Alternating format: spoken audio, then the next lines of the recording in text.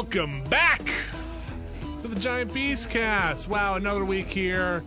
We're doing it live again from our remote locations. Who knows what's going on in the office? I have no idea. This is episode 256. April 16th if you're Thursday, April 17th if you're Friday. Glad to have you all with us. Also glad to have Alex Navarro. Hello, Vinny. Hello, everyone. Abby Russell. I'm happy to be here. Thank you for having me. And Jeff Bacalar. Good afternoon, my fellow Beasterinos. How's it hanging? Mine's hanging straight and low. Thank you for asking. High and Vinny? tight. High and Which direction do you hang? I don't want to know. I'd like my clothing. Like I hang my clothes from the. If you hang them up, sometimes on the shoulders, they get those little pinches on the shoulders. You don't want to do that. You know what I'm saying? I'm to the right. Okay. You listen to the Giant Beastcast, folks. Thanks for hanging with us. Hey, Jeff, thank you for not asking me. I appreciate that. I was just trying to see how long we can keep a straight face. I was I couldn't for any of that. Yeah. We're going to do a show today. If you're listening live, thanks for joining us. If you're not listening live, we've been trying to do these live every Thursday around 1:30 is when we put it on the calendar, and then we start around then. But a lot of hey, don't immediately think I'm talking about you. It's obviously I'm not subtweeting you. I'm not sub-podcasting you just because you showed up with your comically large bowl of cereal at 1:30. It's not that large. It was maybe 15 servings. I mean, it wasn't a salad bowl, but it was pretty big. It was. I think it's the geometry of my webcam. The lens made it look bigger. Yeah, just like that scene from So I Married an Axe Murderer when he gets his coffee at the bar. Oh right. Yeah. What was the name of the bar in that? The TV camera adds 10 pounds. The webcam adds about 15 gallons of cereal. The Java House. Java House. What was it? I think it was called Roads. Okay. Wow, I don't know this movie at all. Like Crossroads, because it was all like street signs in there. I think. Now, Crossroads is a movie I could talk about. That's a Britney Spears movie, right? Oh yeah. Yeah, I've seen Crossroads. That movie's a classic. Was that her one and only movie? Maybe. No. Yeah. Oh, I think it might be. As a starring vehicle, I think it was. Yeah. And quite frankly, nailed it. Yeah. Amazing job. One and only. Jeff, I saw your light on, so now I put my light on.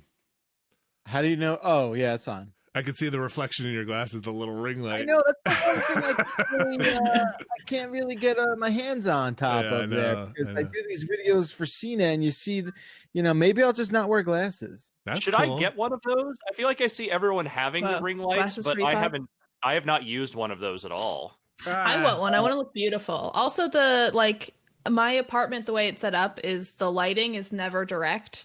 And also if it's like a cloudy day, it's just going to be dark in here.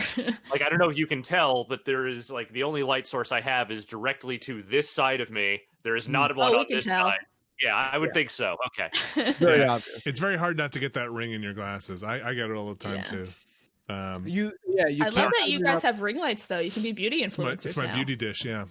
Can be or currently are. Oh, you're right. Thank you. What's your favorite birdie product, Jeff? Yeah, what's the smokiest eyeshadow I could get?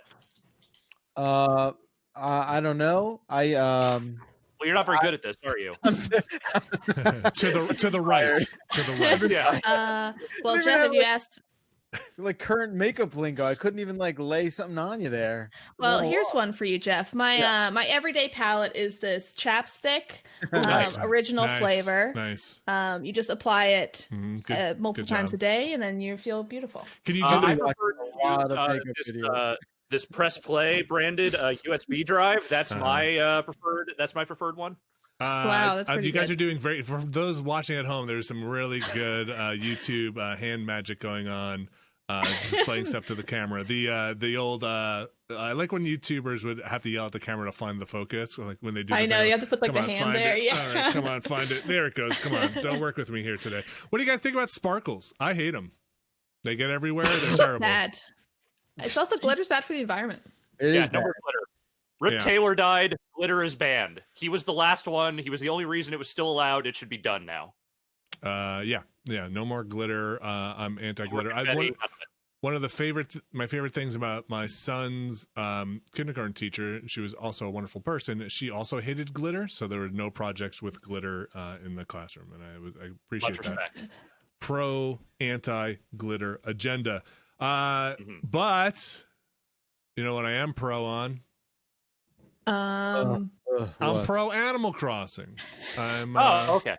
Yeah, I'm enjoying it Very still. cool. Though most of my Animal Crossing time now it has been simmered down to the essentials, just a sticky mess at the bottom of the Animal Crossing pot, which consists of waking up, checking the turnip prices, writing those down, then saving it, putting the Switch to sleep, and then sometime in the afternoon, hopefully before 10 o'clock at night, which would be the evening, checking the turnip prices, writing those down.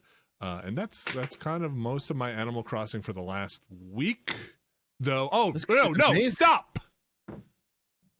Bunny Day. Oh, it's over. Bunny Day. Our long national nightmare is over. Bunny Day. Okay, one of our long national nightmares. Oh, I know. Bunny over. Day was bad. So disappointing. A bunny wand. A bunny wand.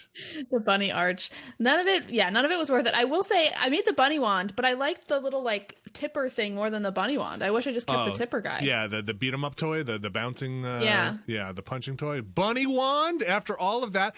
Though the game is so much better now, those damn eggs are gone. It's Oh my god, I know. It's I can actually get resources. I realized after that was over that I hadn't fished in a long time.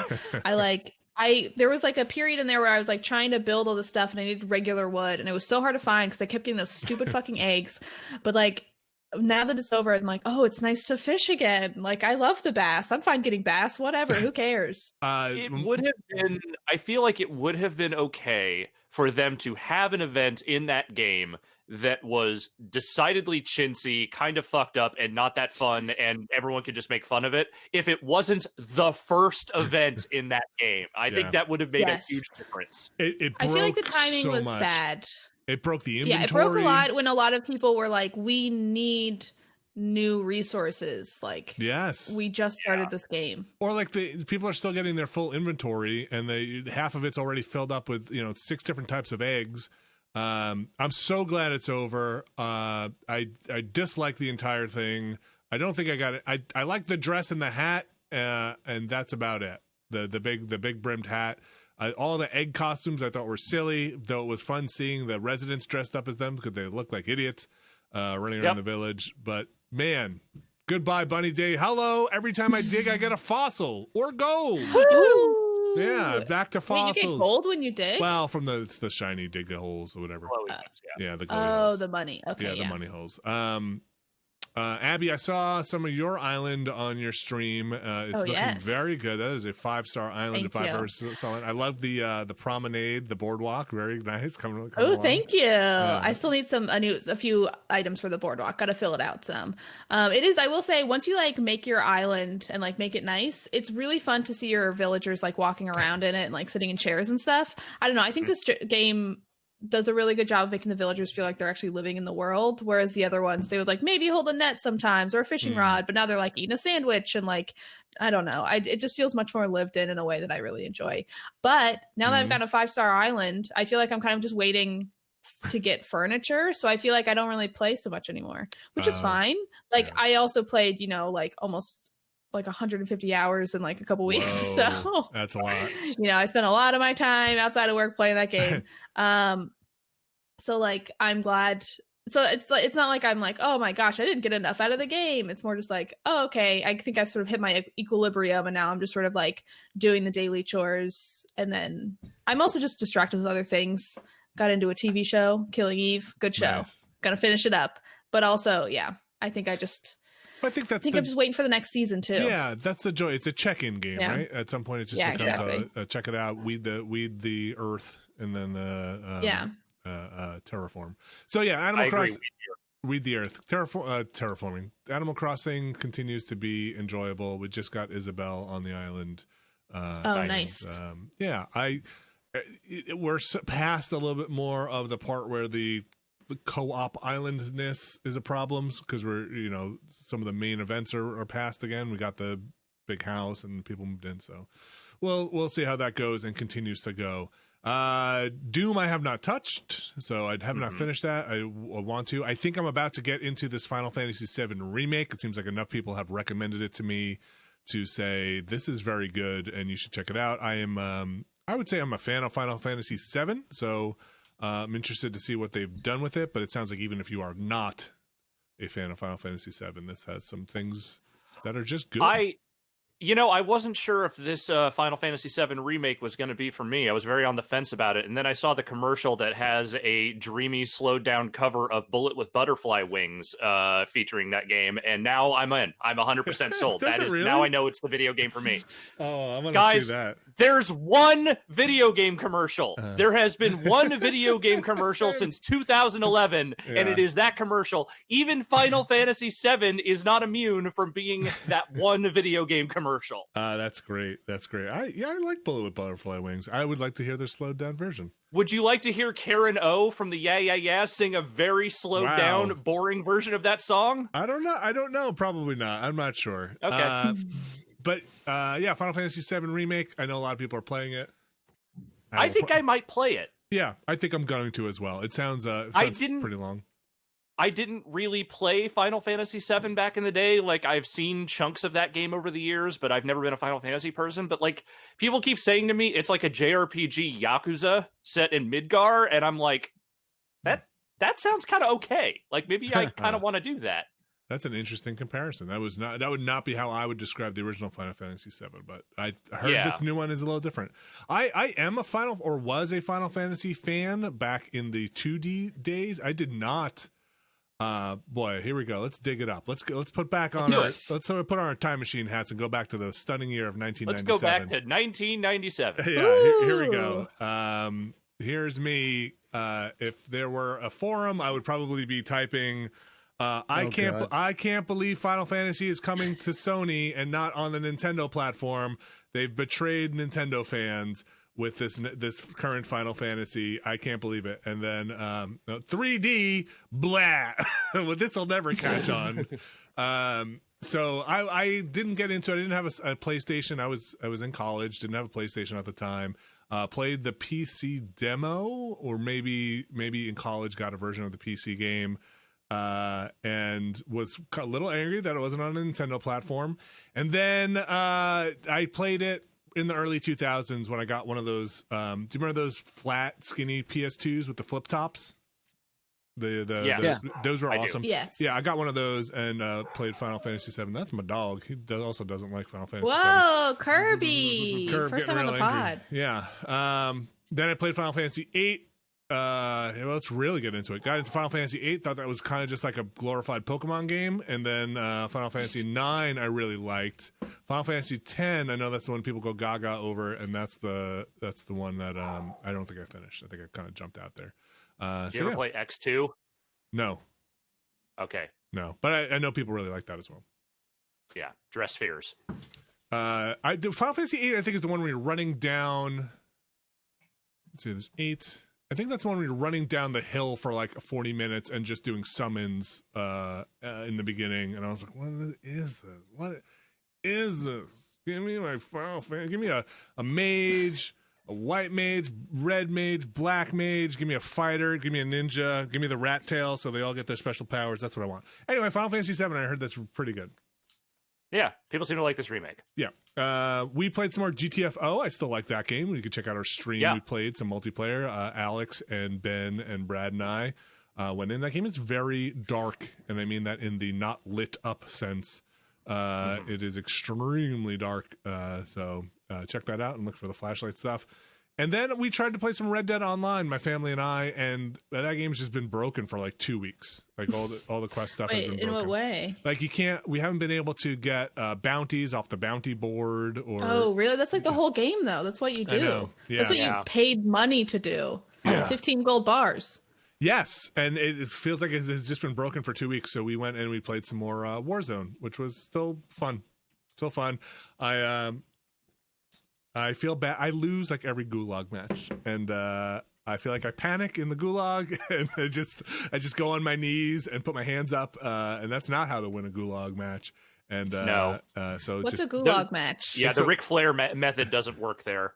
So when you go into the Warzone thing, if you it's the battle royale mode, and if you die in the Warzone, you have a chance to come back in to respawn if you win. Oh, that's interesting. If you win in a 1v1 match against somebody in this that this sounds prison. so fun. It's cool. It's kind of neat because we've talked a little bit about it before.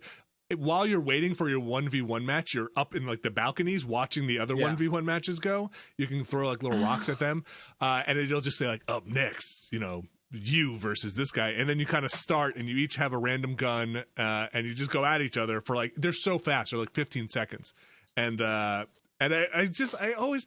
so bad under pressure with any first person shooter. And so these just wind up with me just like magroobering my way through it and then just getting like shot in the back of the head. I think I got a barrel. I have a buddy who swears by this strategy of like, he just rushes the middle and basically says like 6 or 7 times out of 10, you can catch a glimpse of someone if they're going left or right there. Yeah. Anyway, we did talk about how that map looks like the bathroom from The Rock, right? Oh, yeah. Like that. Yeah, 100%. Okay. Just want to make sure we got that out there. Yeah. I like the gulag. I hate when I get a shotgun or that 357. Anything else, and I usually do all right. And I think that's about it. There's a couple of new things on the horizon. Oh no, that's not it. That's not it. There's a game called The Complex, which is an FMV game that came out just terrible timing. Just as the Corona stuff was really picking up a lot of steam and kind of everybody was realizing that this is going to be really bad news. And it is a game about a mysterious outbreak takes place. An FMV game about a mysterious outbreak that takes place. It's a little more sci-fi than that, but that's really the thrust of it. And you kind of wind up having to be shut down in this bunker in this complex with another person. It has nanomachines, it's slightly in the future, but it is. I was playing it to be like, should we take a look at this? I don't know if it's the time to take a look at that game. There's a lot of just imagery that's like, this is just not the time to see this stuff happening. So maybe we'll take a look at it later. But it is like fairly well done in terms of FMV stuff. So it's called The Complex. You should watch a trailer for it if it's on Steam. I played through the whole thing in one sitting. It is very much an interactive movie. It is like, hey, watch a scene. There are 3 choices at the bottom. Pick one, and the story should branch off in that direction. Though it does seem like it swings back around a lot of times to get back on a main path, and so not always. I think there's like 9 endings, but okay, it's interesting. It's interesting. The acting is good enough too, to kind of help that stuff along. Alex, what you been up to? Well, I've been playing that Animal Crossing as well. I do think it is funny when I see you and other people talking about they're obsessing over the stock market and, trying to make sure they get their turnip prices. I realize that I am just a very different player, I think, from a lot of other people who are very into maximizing their capital gains and all that kind of stuff. Like, my girlfriend is very much, about efficiency, about making sure, we get the 5-star island as soon as possible, make sure we're hitting every mark we possibly can in a day. And I do not begrudge her for that. But when I play that game, I play like I am a lazy dipshit that just moved into this fucking island. I am very slowly starting to build out my dude house that is definitely decorated like a guy just went to Target for a day, a day or two, and just made sure to buy a bunch of stuff that was affordable. None of it matches. Doesn't fucking matter. I just, it's the stuff I want, and that's all I give a shit about. I am not worried about on your walls is a katana. No, you know what? The only thing on my walls is a pot rack with no kitchen. That's it. I have the pots. I do not have any of the kitchen rack stuff. Yes. Yeah. No, I'm sorry. Until the bong is included in the game, I will not get my full real apartment situation. But I don't know.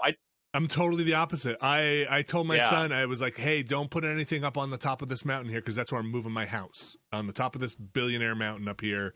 Right. And we're going to call it Billionaire Mountain, and nobody else is going to be allowed up here. So I got to get all the bells first. No, that's fair.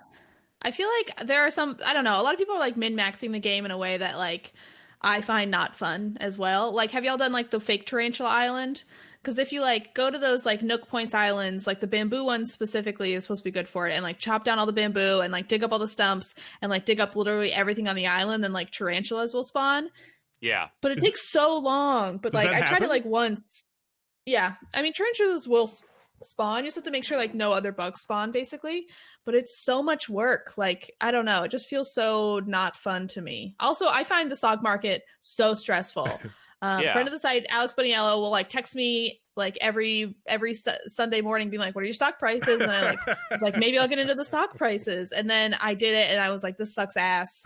Shout out to somebody, the very nice person from a Giant Bomb fan, let me come into their town and buy turnips or sell turnips at like 500 bells, which was nice. But never again. It's too stressful. I have seen like, you know, instances of people like setting up like whole like systems where people will come to their town when they have high turnip prices, and they're like, okay, you must leave X amount of donation here for you know, to be able to come into my town. And it's like, you should not be allowed to live in society. You are taking advantage of a situation in a way that I feel is just like is just rough in a way that Animal Crossing should not be. That is not what Animal Crossing is designed to be. Like, I can totally get being like, hey, I'm going to open my town to the public. This is a lot of work for me too. If you want to leave a tip, appreciate it. But when people are like, you need to drop 300 Nook Miles tickets and then also, you know, Gulliver furniture and this and that. I'm like, all right, this is too much. You are drunk with turnip power and you must be stopped. That is my opinion about that. This is a happy little animal village. Everyone's supposed to be chill out. That's what I say. Man. That said, I'm still playing a lot of Animal Crossing. The other thing I've been playing, which I'm going to preface here in a second. So I did a stream yesterday for a game called Old World, which is the new game from Civ 3 and 4 designer and off-world trading company designer Soren Johnson and his studio Mohawk Games. That stream is no longer up on the site, and I will say why. There was a preview embargo that was up on Tuesday, but there was apparently also a separate video embargo, which they did not communicate to us. So we are holding that video. We will put that video back up once that video embargo expires. But I just wanted to let everyone know why that disappeared from the site real quick. That said, I have been playing Old World and I've been enjoying it. I can talk about it because it's a preview. That game, I watched some of that, and I had to squint to not see Civ. Boy, that is a Civ-like game. It is a 4X game through and through. It is very much doing the Civ thing, and the main hook beyond just, hey, this is Civ, it's two things. One, it takes place pretty much exclusively in the ancient era. These are old world civilizations, hence Old World. Persia, Babylonia, Rome, ancient Greece, all those are the main Civs. And the other thing is that leadership is not static. It is not the one leader you pick and then you play the whole game through that, with the one singular leadership. It is a very light dusting, I would say, of like, say, a Crusader Kings style familial system where your empire changes depending on, succession lines. So, eventually your original leader will die and their children, whatever line of succession you have set up in that point, will take over. And you have some say over how those children develop over time. You can decide what kind of education they're going to have, what they're going to focus on. Like say they learn tactics. Are they going to become a general? Are they going to become, like spycraft? Like what is their focus going to be? So, and some of it is randomized. Like, sometimes people will die suddenly. Sometimes they won't take to the education you're giving them, and they become problem children. That kind of thing. What happens when they get a excel at a certain trait? What does that benefit you when they become leader, or how does that benefit you when they become leader? So I mean, it just sort of changes like stat bonuses, and it also it has a lot to do with like your dynamics of how you govern your society, because you're managing not just your familial line, but there are like, I think, 3 different ruling families in each civilization, and you're kind of trying to keep them all happy, by letting them control cities, giving them governorships, that kind of thing. So a lot of it is just about managing the personalities and the relationship dynamics between the different houses and the different families. Okay. And you're trying to build like a dynasty. I like the way dynasty sounds, but I'll say dynasty. Is that who says dynasty? Like British people? That's crazy. I feel like people who speak with a mid-Atlantic accent say dynasty. I don't know if anyone else does. They might, Vinny, are you a Kennedy? How's your dynasty doing, Alex? No, doing just fine. Maybe it's European. I don't know. I like the way dynasty sounds. But no, you don't like it? It's like so much more fun. No, I mean, I understand, like, some people say advertisement and some people say other goofy shit. Oh, sure, like trespassing or whatever. I feel like it's all like British. Yeah, that's like a British thing. And I don't think dynasty is a thing even British people say. Do they? I think it might be. I don't know. Aluminium. Like they say schedule, right? Yeah. Like I imagine when I hear dynasty, I imagine that coming out of Katharine Hepburn's mouth. Please, darling, tell me about your dynasty. Dynasty. That was a terrible Hepburn impression. Come on. That wasn't my Hepburn impression. That was just like my okay. I almost like Monty Python lady impression. Yeah. Well, Alex, are you making a dynasty of leaders? I've enjoyed what I've played of Old World so far. I liked it a little. I will say they just changed the title. It was originally called 10 Crowns, and I feel like I liked that title a little bit better. But the game itself, like, you know, it shows some real promise. Like, it is definitely doing the Civ thing. So if you like Civ games, I feel like this will very much be up your alley. It is a lot more Civ than it is Crusader Kings, but I like that dynamic. I like the idea that it is not just one static leader the whole way through, that you actually have to manage, you know, your leadership over time. I don't think that's something that would work super well in, say, a game like Civ that takes place over thousands of years. Sure. But in the limited range that they're going for, I feel like it's a neat twist. So do you know when you can put that back up? Do you know? No, I don't know exactly. I think there's a video embargo that I think is in a few weeks. That game is going to be in early access sometime in the near future. I don't know that they've set a specific date for that yet, but it will be in early access on the Epic Games Store. Let's just say soon. Now. Okay. Alex, anything else you want to talk about before we move on? No, that's kind of been it. You know, I played GTFO with you guys, and you know, I've been playing the usual games. Hey, Vinny, you want to do some trucking with me next week? Hell yeah, always. Yes. I don't have a racing wheel. Let me go buy one. I don't either. It's fine. Don't worry about it. Let's just convoy up. Let's go drive the empty roads of America. That's Euro Truck 2, right? Yeah, but you could also play. I was thinking maybe we would do American Truck Simulator because there's not as many people on that server. Less likely we're going to fuck up anyone else's good time by fucking around. You know what I mean? And American Truck has the multiplayer mod?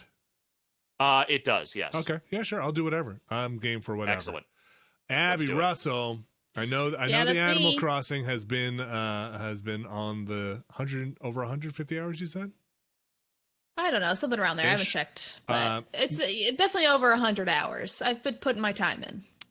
What else is going on? Well, I have been playing Cooking Mama, the illegal Cooking Mama game. Oh, too hot for Giant Bomb. We gave it a try. Mm-hmm. We'll try again, but I know my computer broke in the middle of us trying to do a quick look, but we'll try again. Have been playing Cooking Mama. That game I think is not particularly good. I think the problem with it is it feels like a Wii game on a Switch. Like you use one Joy-Con, and the motion controls feel like Wii motion controls in the sense that they're not very good and they don't make sense. And you kind of have to always have your controller be pointing at the TV when the like Joy-Cons would be perfect for like a spoon, or, you know, I feel like the motion on the Joy-Cons are generally pretty good. Like I keep thinking about it. I know y'all are big Mario Party heads. The latest Mario Party has a mini game where you have like this cube steak that you have to like flip and like basically sizzle all the sides. But the motion controls on it are really good. Also, it looks really good. So I'm like, if they could have that kind of mini game for this game, it would be so much better. Like, I don't know why the motion control is so bad. It's just like feels like I'm just sort of like flailing when I play it, which stinks because I like Cooking Mama. I think it's a charming game and I think that it's goofy in a way that I like. And also I think with like playing the Ring Fit a lot more lately, it feels a little bit like a missed opportunity of where they could have maybe had some real recipes. Like, yes, it's still a gamified way to do it, but maybe after you could like look at the recipe. The Switch has the kickstand, would probably be great in a kitchen, just saying. So it kind of stinks that like they haven't. I feel like they could have had opportunities to make this game much more creative and interesting, and it is, I think, like the easiest thing they could have spit out. Okay, you know what I mean? Yes, but you have talked about the gameplay of Cooking Mama, Cooks on Fire, Cookstar. Yeah. Yeah. But we have not talked about the statements and the how this game Oh boy. is not available. This is something. Yes. Downloaded. So there's a little bit of drama around this game, some public drama, which is always fun.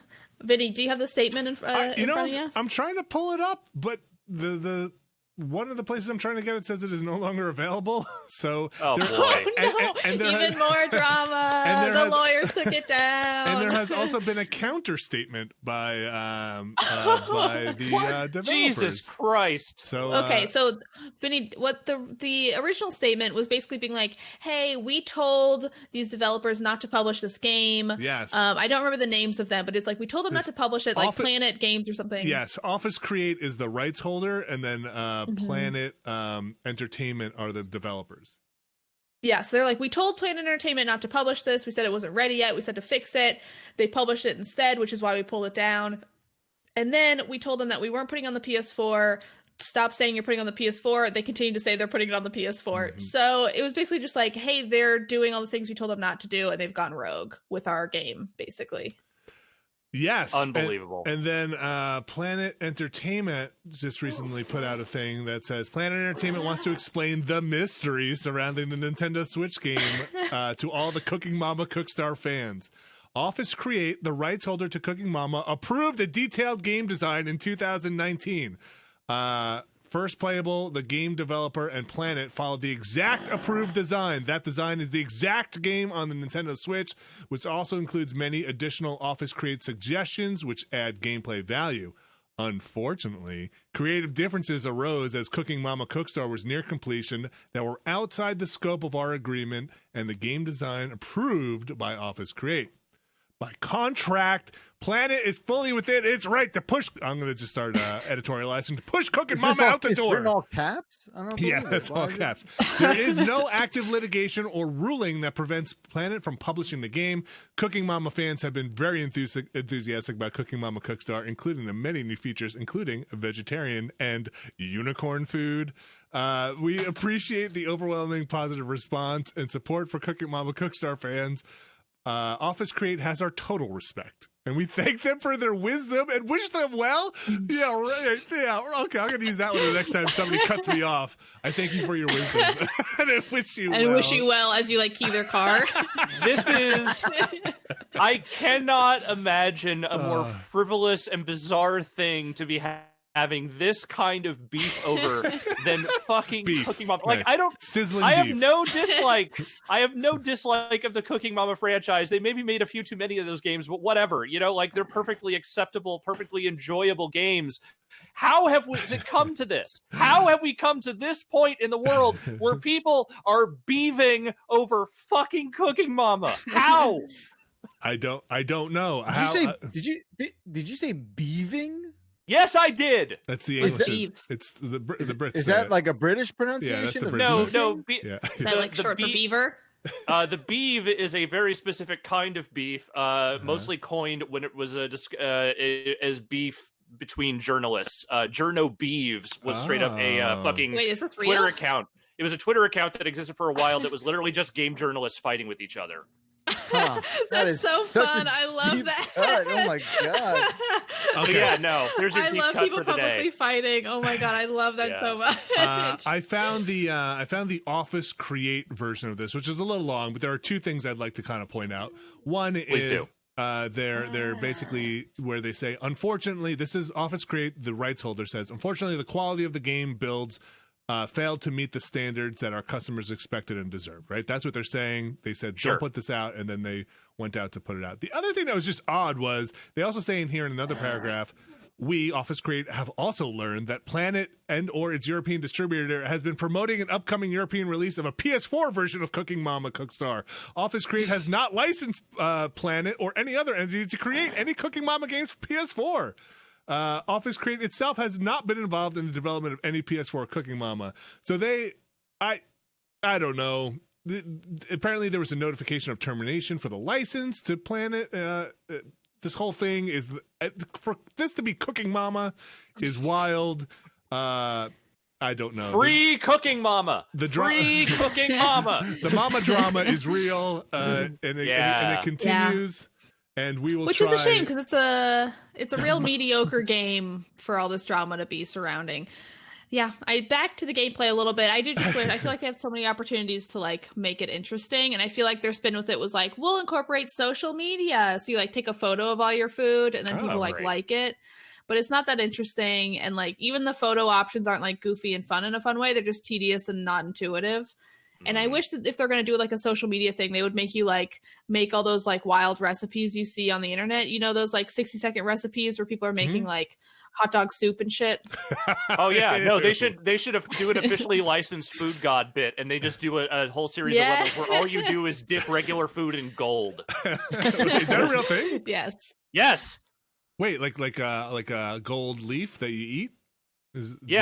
But like also sometimes they will go super overboard with it, and it's literally just an entire chicken wing coated in edible gold. Oh wow! It's fucking disgusting looking. Gold doesn't even seem like it would taste good. No, it doesn't. You just do it because you're rich. That's the only reason. Yeah, does it just shit out gold? Does it just pass through you? Does it just pass? Kinda, yeah. And then you collect the gold again? What? Look, man, I don't know if anyone's fishing that gold out of the toilet. I'm just saying they are eating the gold. That's what they're flushed. doing. Vinny. Yes, Vinny in the corner. For gold, if you know what I mean. I mean, listen, the gold is gold. I ain't too proud. But you're not. I mean, I guess you don't digest gold; it just passes through you. Yes, and that's the whole point. It's pointless. You only do it because you have the money that allows you to say, what, a chicken wing dipped in gold? Fuck yeah. I want to poop gold. I mean, you will shit gold. That's kind of cool. Yeah. Well, I'm so rich, I shit gold. Yeah. How about that? Yeah, well. I mean, the really rich shit platinum, so. Abby. Yes. For this game that you paid real money for, I did. I bought it in a real store, paid real money. You think it's mediocre as a Cooking Mama game, and we will try and cover it. And it was $40. I will say it wasn't $60, but even at $40, like it's a thing that I think, you know, as a kid I enjoyed the Cooking Mama games on like the Wii, and I think the DS. I found them really fun. And I think they were simplistic, but not in a bad way. But this just feels like a real flat line where it doesn't feel like I'm getting new skills as I play or anything. Like it just feels like, well, I'm kind of fighting against the controls, and also it's a little bit dull. And it still has some goofy stuff around it, but it's mostly dull. And you don't know if you mined any bitcoins or not, or if you're I mean, I drained your battery, did it? I don't know. I got like a weird email being like, "Thank you for your service. We're now 500 bitcoins richer." I don't know what that means. Yeah, I don't know. It's weird. Planet Entertainment and emailed me. I don't know. Thank you for your wisdom. Yeah. Your service. Abby, playing anything else? I have also been playing Return of the Obra Dinn. So good. I mentioned getting it a while ago and then kind of got wrapped up in Animal Crossing, but I got fully into it. I have not beaten it yet. I'm very close to beating it. I have like a couple more names I got to fill in. So for those who don't remember what Return of the Obra Dinn is, you are basically like an insurance agent going onto a pirate ship to kind of figure out how all of the folks on the ship died or what happened to them. So that way you can like finish their insurance claim. So you're going in and you're kind of finding these like snippets of these people's lives sort of within, like, it's all a bit nonlinear, and you kind of discover it through like, okay, in this memory, I see that like, oh, there's another body over here. Let me see how they died. And you kind of like do it through that. And it's sort of discovering the history of this pirate ship. There's a lot going on with it. And also discovering the history of these people and kind of the mystery behind it. And it's just really well done. Everything about it. I still am so blown away by the music. I didn't remember, because it is very much like just a puzzle logic game, sort of like, if this person's sitting next to this person, who is this person? Yeah. You know what I mean?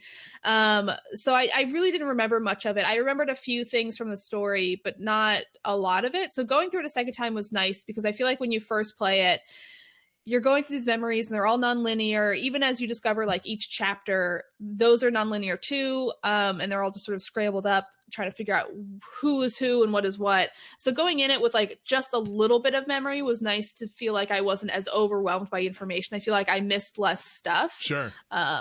Which has been really nice.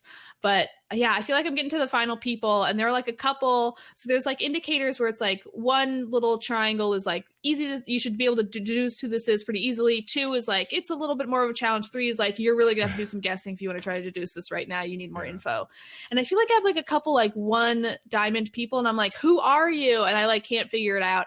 So I do wish there was like maybe a little bit, I don't know if I want like a hint system or maybe like an assist mode where I can just be like ping like, hey, these people are wrong, or there's something wrong in these, because you have like 3 options to figure out who is who. You have to figure out who they are and what they died from, and sometimes like who killed them or what killed them, or like where they escaped to, or like what happened to them basically. So I think sometimes it might be nice to have like a deduction of like, hey, this is partially right or something, because I feel like I'm now getting to the end where I don't want to just spoil it for myself and Google the answer, but it's hard to Google like, who is this person who was climbing on a rope like in this part of the game? Like there's no way for me to really like get a hint to that online. There was when I played it, there was a pretty good spoiler free guide, which was pretty it was pretty good about like, hey, hint 1, then like hint 2, and then like you just want to know.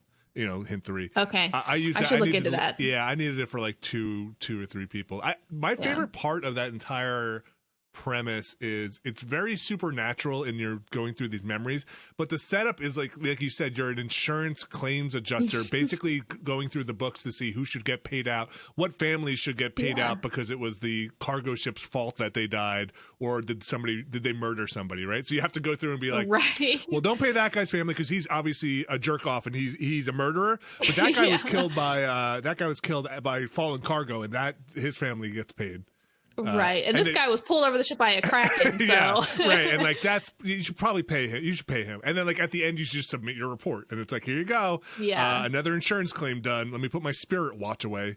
So like, I do. I mean, aside from all the music and the setup, I think it's a really fun premise. Yeah, I think it's so effective in pretty much everything it does. Like, I think it's a fun premise.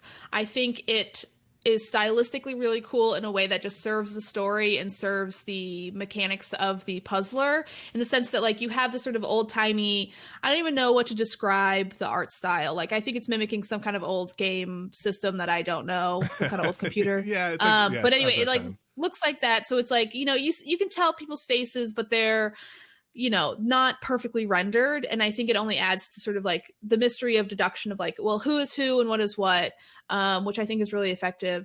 I think my main complaints are there are some things that can feel a little bit tedious as far as like getting through the menus. Like I don't hate all of the sort of going back and forth between certain things, but there are times when like, so once I discovered all the memories, I was like, okay, I'm going to go through every memory in chronological order and like figure out the story. That is like a to-do. And like I got to a certain chapter where I like literally couldn't just be like, okay, this body to go to this memory, this body, this one to get it in order, because it's like you can only get to the first memory through the fourth body's memory. So it's like you couldn't even do it that way. So some of that stuff can be a little bit tedious. And when you are discovering each of the memories, you basically like are like, oh, here's the body, and then it's like a little bit of like in and out of menus of like, okay, now we have to like follow this like ghostly trail to get to like where it dissolves and forms. And it's sometimes just like, well, I was literally just there pointing at the body. Why did you zoom me out to then put me back in?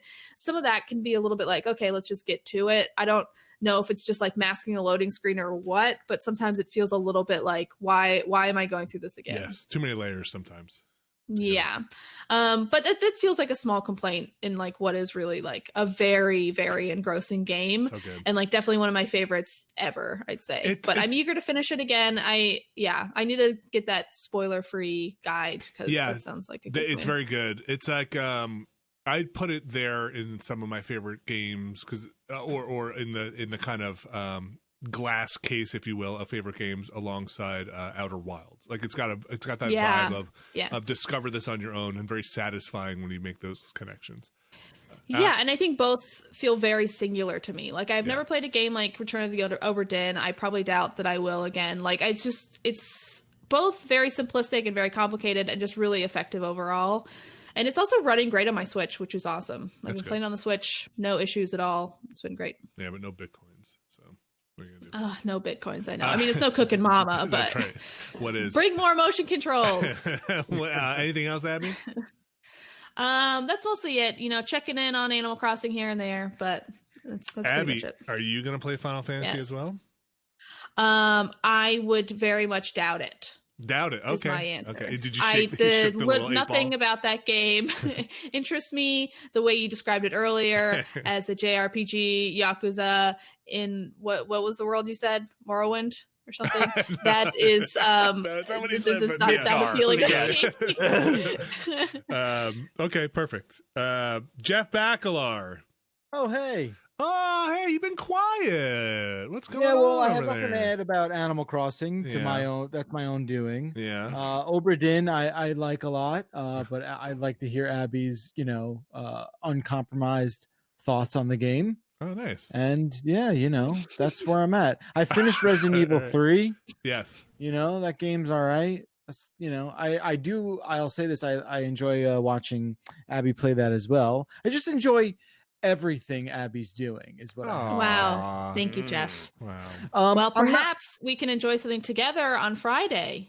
Yes, I'm definitely going to be available for that. Do you want to talk about it real quick? Oh, we're just going to have another charity stream on Friday with a couple of folks in this podcast and then one special guest. So please stay tuned. Friday, 9 p.m. Eastern.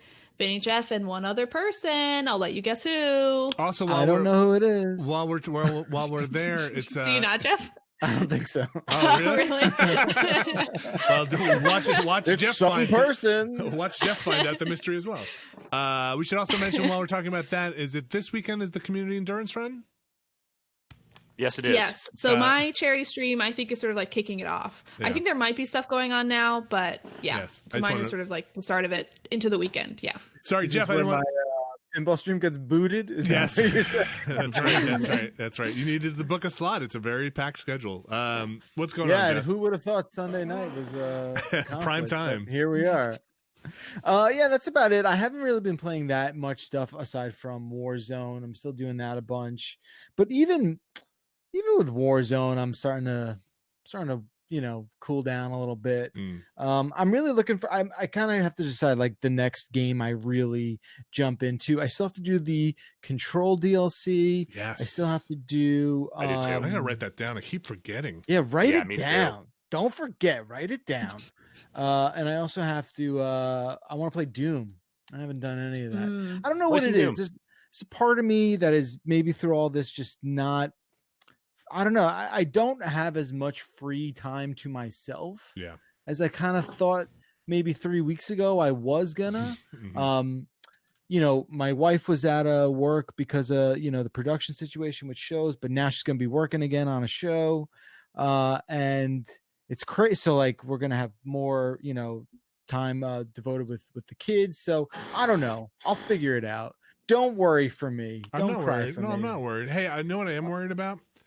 It's more of a concern, and then by that I mean it's more of a question. Is that's Casey Jones mask behind you on your shelf? I like it. It's a direct. Oh yeah, that is. Let me just look at my my camera angle here. I see you, Red Dead. Yep. It's yes, that is that's see what that Batman. That's and for Pumpkinhead. For Pumpkin those guy. listening to the This little audio, I'm pumpkin just guy, staring. He's got like a little Casey Jones on the bookshelf. Little Casey Jones mask in a frame, or is it in a box? No, that's a frame. It's actually a replica of the mask from the Ninja Turtles movie. Yeah. Oh, okay. Yeah, I'm a real cool dude. And that Green Day poster. That movie holds up. That movie's all right. You know what? That movie kicks all kinds of ass because I just started watching it again the other day with my wife because we were just like, why not? Time's not real, and we just that movie's pitch black. I don't know the last time you guys watched that movie. The first one. Pitch It's black. pretty dark. They could, and I bet you I know why, but it's like they didn't have a light. They were like, no lights on this shoot.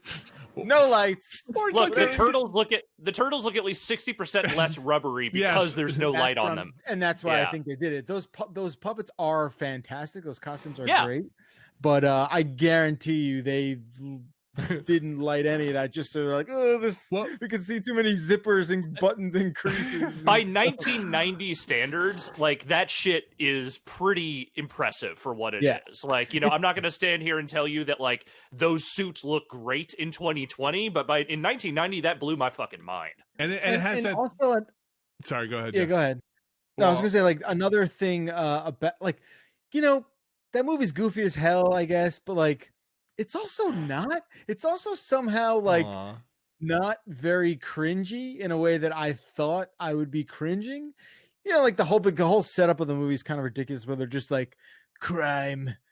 There's a lot of crime in New York now, and they're like, we can't figure out who's doing it. These people are invisible. Things are disappearing. It's pretty funny how they set up the whole movie. But yeah, like it's definitely not as cringeworthy as like, oh, half the movies I rewatch from the 90s are.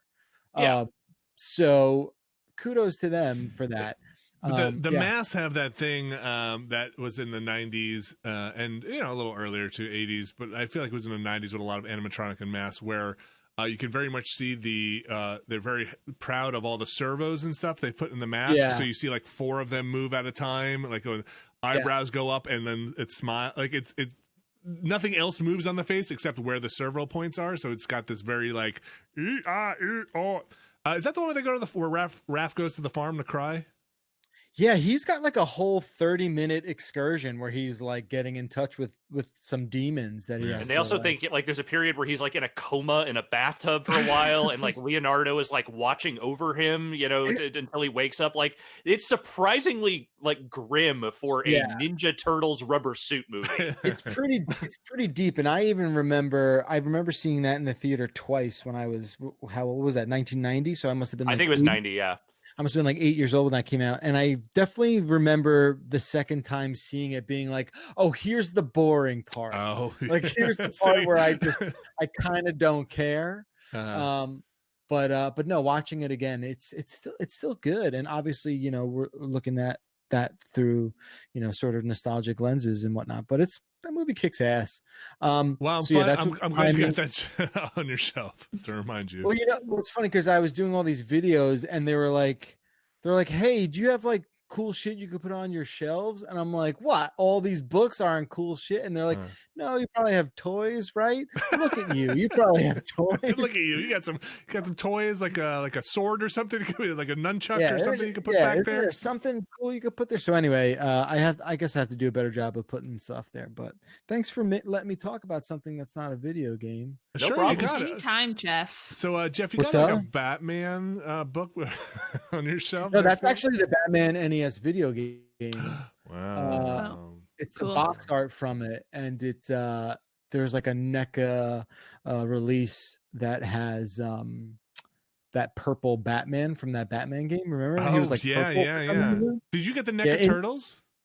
Yeah, those I got too. Those are downstairs. Okay. Yeah, nice. I got a lot of shit like in boxes that I got to pull. Yeah. I have all these Hot Toys also. When we were talking about Hot Toys, I've seen them on your Hot Wheels. Detail. Hot Toys? No. Unrelated to Hot Wheels. I got plenty of Hot Wheels too. Don't worry about that. But Hot Toys is this series of like very expensive and realistic action figures. Oh, okay. I think I have like 6 or 7 of them. A lot of them are Batman. Really? You got sent a few, didn't you? You got a few that they didn't want back.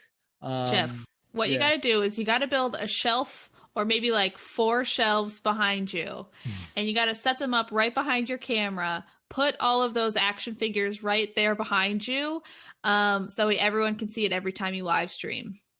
That just sounds silly. Yeah, I mean, nobody wants to see all that stuff. That just sounds like you're just like showing off or something. Don't do that. Yeah, you're right. Have it like in the frame, like you're like, oh look,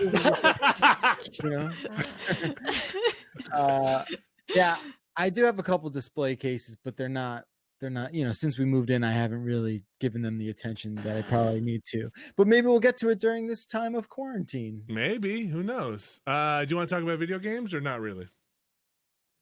Yeah, I guess I talked about the things I want to play that I have yet to. I don't know. What else do you think I should play like sooner than later? I mean, I know time is like whatever right now, but what should I do first? Jeff, how do you feel about beat 'em ups? Mm-hmm. How do you feel about beat 'em ups? I mean, like, Yeah, like they have to have a really good gimmick, I think. Okay, well, there's actually one out that has a really good gimmick, and that's Treachery in Beatdown City. I think you might enjoy it. Yeah, I have heard about that. I've heard you talk about it. It's definitely on the list of games that I'm just like considering. Maybe it's in the maybe pile. It's in the give it a shot. All right. What else, Abby? What's your Jeff video game suggestion? I think that you should play Obra Dinn with me, so when you get to the end, we can compare notes. Okay, that's a little less enticing. And then Vinny. Oh, I think you should definitely play that Control DLC. Okay, go. Go get in that. Get in that DLC. I got to do that too. Because you like to Control. I like to Control. I'm just playing way more pinball than actual video games, and that's the God honest truth. I honestly think that's fine, though. If that's what you want to do that. Yeah. I'm not here to judge. You know, it's I'm still trying to beat a couple scores on Wonka, and without having my son show me up. I don't know if you caught the stream, but so he was on for a first half hour. He got a score, and I couldn't beat it the rest of the time. You know what you should do? Is this fun? Is this a fun idea? You tell me. Do you? What if you had a set amount of quarters to do it in? Is that fun? That's like a gimmick. I mean, like, it's definitely a gimmick because you just be like, in 6 tries, you know. Yeah, maybe it's not fun. Yeah. Hey, did you get a new chair? I like where your head's at, though, man. Yeah. I really do. Yeah. Did you get a new chair? Did I get? No, this is the same old chair. I thought yours was orange. Nope. Come on. Don't be. Someone in the office, like somebody has like a golden gamer chair in the office. Oh, I think that was Mark. Mark next to me had a big old like racer gaming chair. Yeah. We should all get sponsored. All right, my chair. Jeff, my back.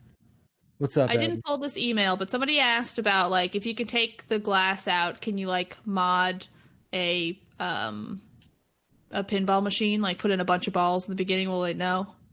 Is that fun? Is that modding in that way? That's not. Yeah. Well, I mean, if the game knows how many balls are in play, like it knows how many it's ejected and it knows how many it's received. So if it suddenly if it ejects one and then puts like 4 down the chute, it's like, what the hell's going on? Yeah, it'll be like, the game will just correct itself probably. So like I was in somewhere where a machine was ejecting like 2 balls at once by accident, and it would like suck one up and then let you play out the other one. Like they like program it into the brain of the game to like understand, especially with like multi-ball. Like a multi-ball mode happens, the game knows there's 4 balls out in play, and then after it collects 3, that mode ends, so it knows there's just 1 left. Fascinating. Okay. Yeah. Jeff, anything else you want to talk about before we take our first break here? No, I think it's time for our first break. Okay, folks, stick around. We're going to take a quick break. If you're watching this live, it will probably be a couple of minutes here, so stay tuned. If you're listening to this recorded, we'll be back in just a moment. Thanks for listening. Stay tuned for more The Giant Beastcast. Listen to this music.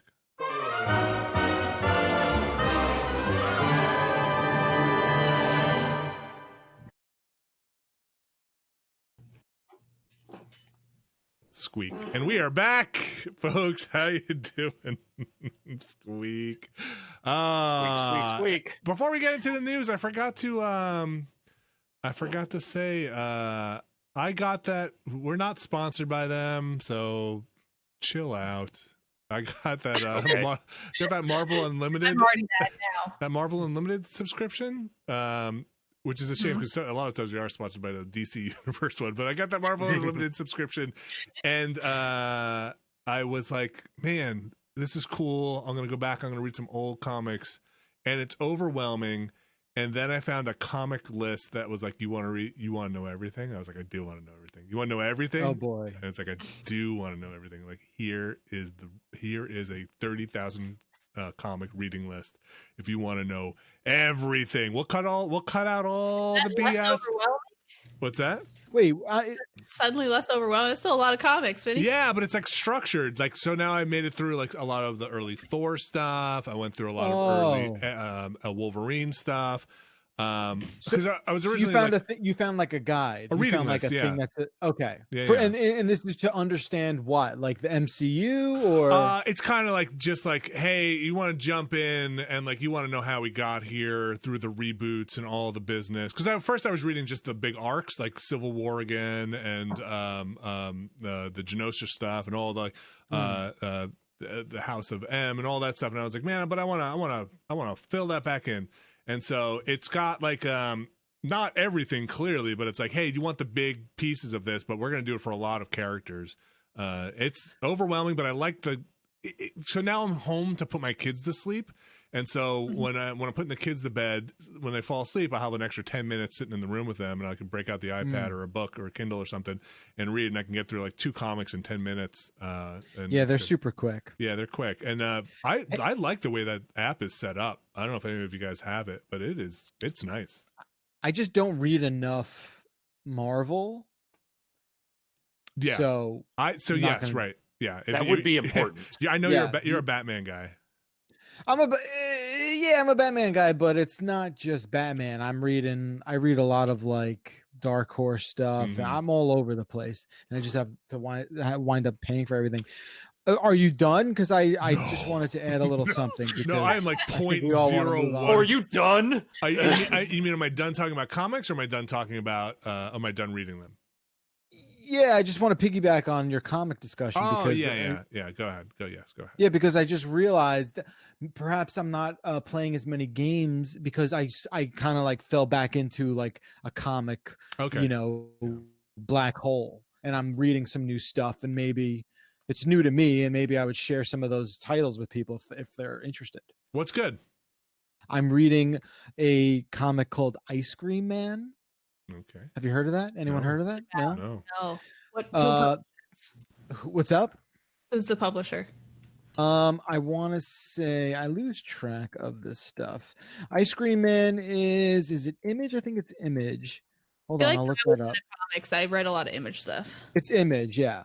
Ice Cream Man. It's like it's kind of anthology-ish with one reoccurring character. I'm only through about 4 issues, and I think there's about 20 or 18 to 20 out right now. They're really fun, really kind of messed up, but great. I like what it's doing. I'm super into it. I'm reading something that started recently called Friday, and that is being put out by the Panel Syndicate, which is the people that put out some of Brian K. Vaughan stuff that I really like Barrier and The Private Eye that I've talked about a bunch. Private Eye's so good. Private Eye's amazing, yeah. What else am I reading? I'm also reading, I have a list here. Let me just consult it. I'm still reading Deadly Class. I have a lot of catching up to do there. I'm starting to read some of the weird, like the Batman Who Laughs and like all these like metal Batman things. Have you heard of this stuff? No. They're like these weird offshoots. I've seen a little bit of by Pope. Like who's the guy? I think Snyder did one of like them. Batman Year 100 or something. It was just this really weird one. I saw a little bit of the Batman Who Laughs, and I don't know that I really took to what I saw of it.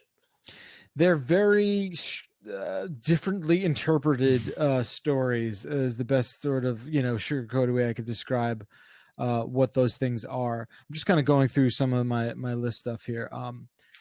So I'm also trying to get into like other Deadpool stuff that I never got around to. Like there was a whole Spider-Man and Deadpool series that I'm gonna try and make some room in. So yeah, I'm stoked. I'm back in it. Every now and then this happens. Like a couple times a year. I'm like, oh. Are you mostly like Comixology? No, I like buy the individual issues. Digitally or physically? Yeah, digitally. Okay. From the publisher? Yeah, there's like Comixology I use. There's like other there's like subscription sites that I think I still had an active thing to. I gotta look up, see if that's still going, because maybe I'm double paying for shit. But I kind of wish Comixology, I should check. I wish Comixology lets you stream the comic and not download it to like an iPad. My iPad doesn't have a lot of storage. Why space. Are they that big? They're not that big, right? Well, I read a lot of trades on there, and those get decent. Yeah, the collections get big. And it's one of those things where I do have to just manage it because my iPad's old and it doesn't have a ton of space on it. And the Marvel app does let you, I think, just stream the thing, so you're not.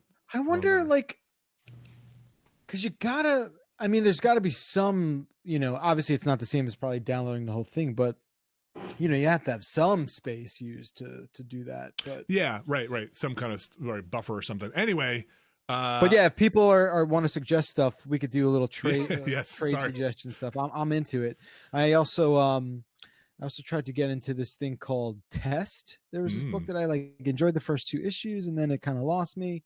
So every now and then I'll read the first 4 pages of a book, and I'll just be like, bam, I'm gonna be into it. And that's how I got with the Ice Cream Man. Okay. So Ice Cream Man. There you go. Ice Cream Man. Alex Navarro. Yeah. What's going on in the news? There was an ice cream truck that went by my house this weekend. It was the most confusing fucking thing I have encountered maybe during this entire thing. Like, who thought that was a good idea? Everybody stand 6 feet back. I'll throw you the ice cream cone. Yeah. As soon as I heard the music, I was just like, wait, what? What happened? What reality did I just accidentally wake up in? Somebody has misunderstood what social distancing is. Let's yeah. Maybe it does, like, maybe they can put the drive it in reverse and reverse the ice cream sound, and everybody actually scatters away from the truck, like a reverse polarity on a magnet to get everybody away. What's news? What's the news, Alex? I don't know why the mental image of that is very funny to me. I don't know why. You really have quite the imagination, don't you, there, Vinny? Yes, he does. What's going on, Alex?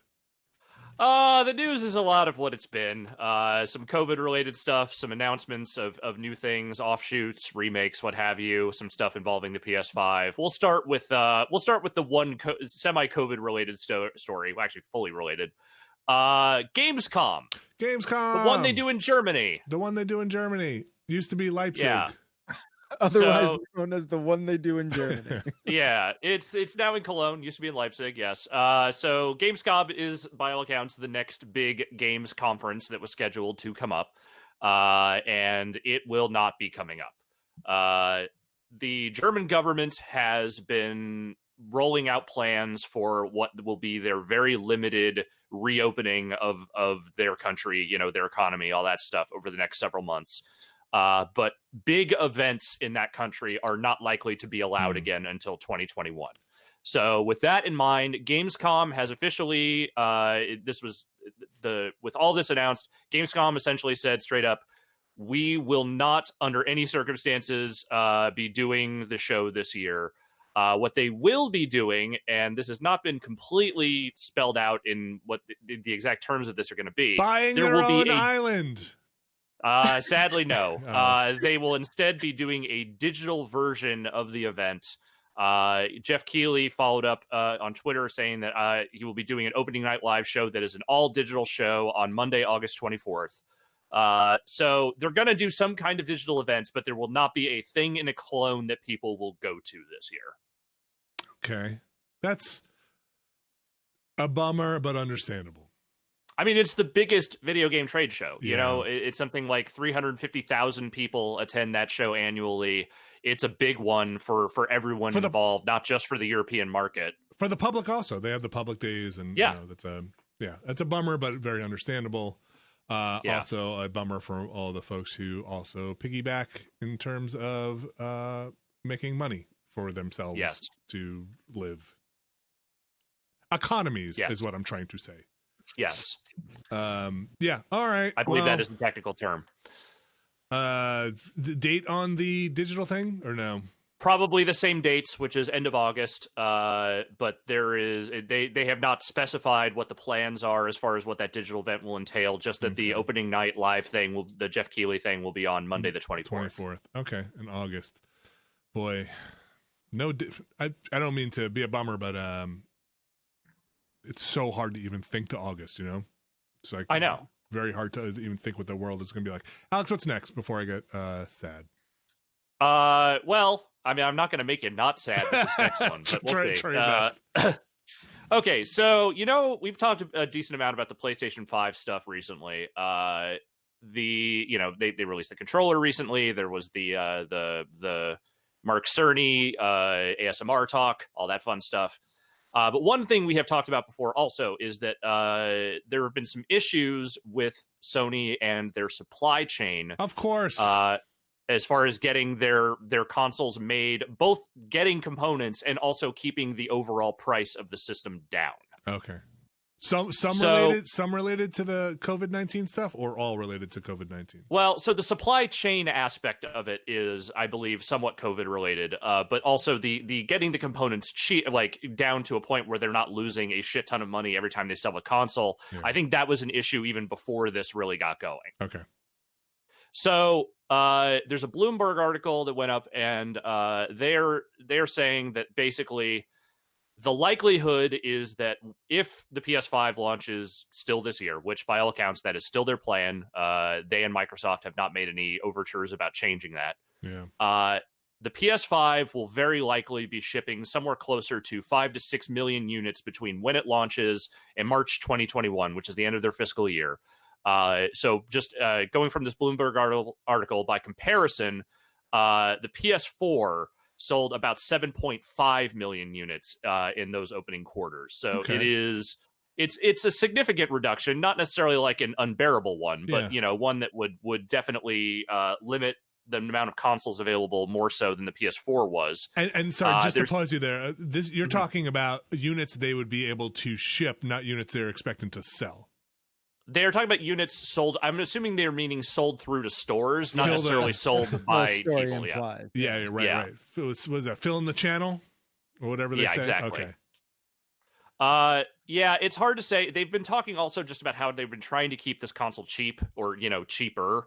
A lot of it has, I don't know exactly what components it is that they're having the most issue with. And it's interesting that we haven't really heard much about this as far as like the next Xbox is concerned.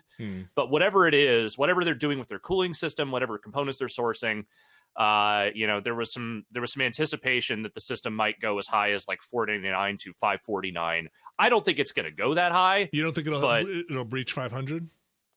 I don't know. There's also some people that are bandying around this notion that like both consoles may launch at something like between 450 and 500, which, it's all speculation at this point. Yeah. But, that feels a little more realistic to me. Like console makers have never been shy about losing money on consoles, and maybe they'd be losing more on this one.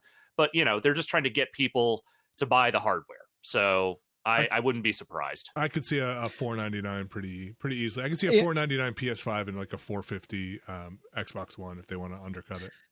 They were Xbox Series X. The story goes on about like people, suggesting the price would be like $550, which I thought was such a weird number. It's high. B, it's just a strange like number to land on. I still feel good about that 500, but here's the thing. Like, so I actually I recorded a video for CNET about this story earlier today. And like part of the video is like, this could likely lead to a shortage at the beginning. And, it's sort of like people's economic situation is not what it was a year ago at this time. Right. So like, I don't know how that translates. But at the same time, I thought it was also interesting. Like the story is like, well, if, Microsoft decided to delay Series X, then Sony would maybe be right behind them in doing that, which I also thought was interesting. Like a kind of a game of, I don't know, chicken at that point. Yeah, but why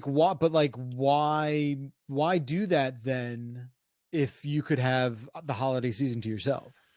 Yeah, and it's also interesting that they're It's interesting that they're framing this as like Sony potentially looking to see what Microsoft is doing. And again, I have not really seen any reporting about the opposite. I have not seen anyone say anything about Microsoft paying much attention to what Sony is doing, whether they would make the same move they made. Like it's positioning them very much as we're waiting to see what the competition does, not the other way around. And I'm wondering if that's why that feels like the unique story for Sony in this case. Yeah, it does seem like the narrative kind of has been that Microsoft doing their own thing this time around, and Sony seems to be in the, like the clock's on them in a weird way. Yeah. But yeah, I don't know. I think like it doesn't really matter because how are any of these games going to be released this year? Like, I don't. That's the other thing that I kind of ended the video on. I was like, look, like it's not going to matter how many games could possibly be on this console. I don't know when it comes out, if and when it does come out for the holiday for this November. Yeah. I'm definitely confused by that as well. I can't, maybe somehow, they're able to sneak it out working at home. I don't know. It sounds like everything that is not done or was not done before the quarantine started will not get done now. Right. Like the most official thing we saw was like Last of Us 2, and kind of it's done when it's done. The, other thing that's kind of interesting is we saw the DualSense controller. We talked about it last week. They showed that. I suspect that thing will be roughly $60-$70 at least, right, for the controller. That seems to be what they're going at. I feel like you're probably not walking away from a PS5 if they push on like a new camera or anything for like under $700 probably, right? $700. I don't know. Well, that's if they do pack-in stuff, yeah. No, I'm not saying you have to, wild. but like, say you buy the console, you buy a game, and you buy 2 controllers, right? That's at like almost. I mean, it should come with a controller when you buy the console. It'll come with one. It'll come with one. Yeah. I don't know. It seems like it's going to be. I always feel like I spend more on consoles at launch than I was anticipating, and these things being expensive, and controllers being more expensive, and peripherals being more expensive. I feel like I'm just gonna have to just make sure I save up like $800. Here we go, going in on a console. So yeah, I don't know. Like I feel like for PS4 it was pretty expensive, and those I feel like the DualSense will probably be more than the DualShock. It's just my guess. I don't know. We'll see. Hard to say. Hard to say. And hopefully, it's still a lot of speculation.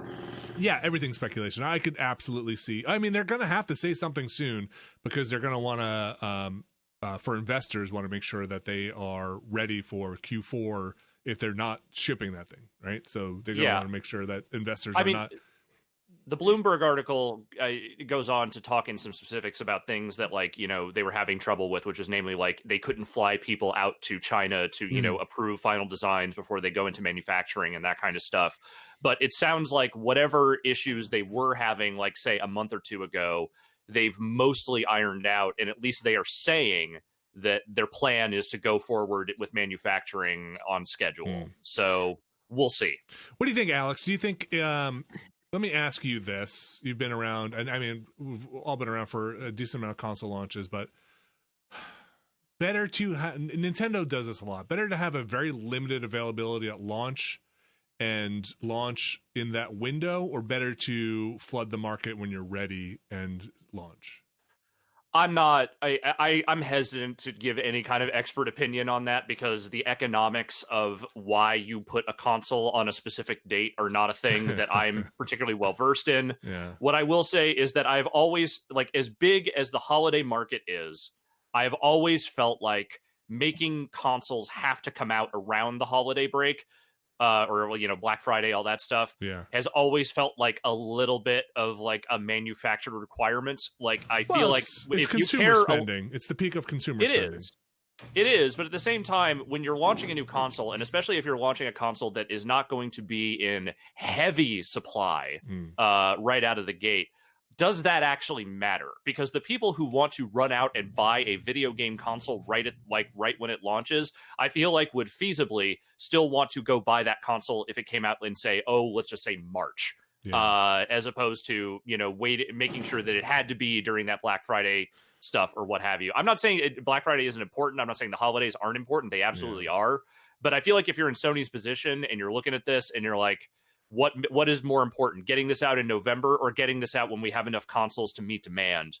But then again, I don't know what demand is at this point. You're talking about the economic stuff that's going on right now. Yeah. I don't know what the demand for a $500 piece of hardware is going to be in November. I have no fucking idea. Well, I think what you, knowing like a lot of parents now, just through my kids as a proxy, right? That aren't necessarily into games as much, or but their kids are.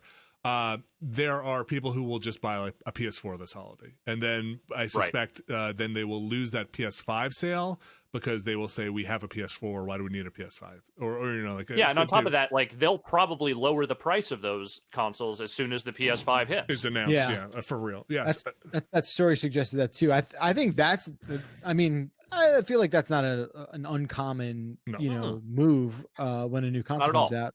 I also think maybe the recommendation for investing in a PS4 come November is not as crazy of an idea as it was 6 months ago. Oh yeah. Just because again, we can't guarantee there'll be a PS5 hardware shortage, but you can with more confidence say that a software shortage is more likely as well, right? Like, and also, also that would be launching for that platform. That's what I'm saying. Priority and disposable income for sure will be a lot harder as people are trying to recover and make their priorities. And a $500 to $600 to $700 buy-in for a new console may not be the thing, right? So there really is this wild formula of variables that's kind of floating around, hanging over the top of all this stuff. I mean, there's 22 million people filing for unemployment. So that's what I'm saying. If even half that number is still on unemployment by the time we get to November, even as someone whose entire job is to recommend you buy video game stuff, I can't in good tell anyone the PS5 or the Xbox Series X, for that matter, is a worthwhile investment right out of the gates if we are in an unprecedented economic crisis. Like, that's one of those least essential things you could buy, even if you love video games and the only thing you do is buy video games, because how many new games exclusive to those platforms are really going to be coming out right alongside that hardware? This story kind of reinforced the notion that like this shit's still coming out. And a part of me is just like, I kind of still refuse to believe that. Like, you know what I mean? Like, I realize, who knows how these sources get contacted? Who knows, like, how I'm not trying to, put on my tinfoil hat, but like, we've just lucidly demonstrated the reasons why this does not seem like a feasible thing in November. Totally. Like the holiday season is not going to be the traditional holiday season that we're accustomed to. So, I mean, I realized like, you want to get your console out for Christmas, but I don't know. Right. Yeah. I don't know. There's a lot more to be written about this story, and we'll obviously keep up with it. But there's so many factors. The world seems so different than where we were 4 months ago or 5 months ago when we were talking about these consoles hitting at the end of the year for a variety of reasons, the least of which is people's ability to get by with the necessities, right? And so not the least of which is that. So, we'll see. We'll see. And then, Microsoft doing the same math on this, I'm sure. Yeah, you know what? I mean, what is it? The Stadia should have been doing the math on this one and been like, oh my gosh, if we had this thing worked out, we could have been selling Roku's the people to put up there, or the Chrome. What is their thing? Chromecast. Chromecast. Yeah. The Chromecast. Like if it were next year, with Microsoft and Sony pushing that streaming agenda for new stuff, I wonder if this would be a different space. I've been using Stadia. Let me just tell you, for like I can't sleep anymore. I can't fall asleep. Let me play SteamWorld Dig 2. Yeah. And it's not bad. No, it's not. The tech was never, well, in my opinion, the tech was never terrible. It was the shooters I couldn't play, but the game like that where it's like all kinds of forgiveness, like why not? Well, the thing is, why not is like, I mean, I have SteamWorld Dig, I think, on two other platforms at this point. I don't need to pay for it again. All right, Alex, what else is next?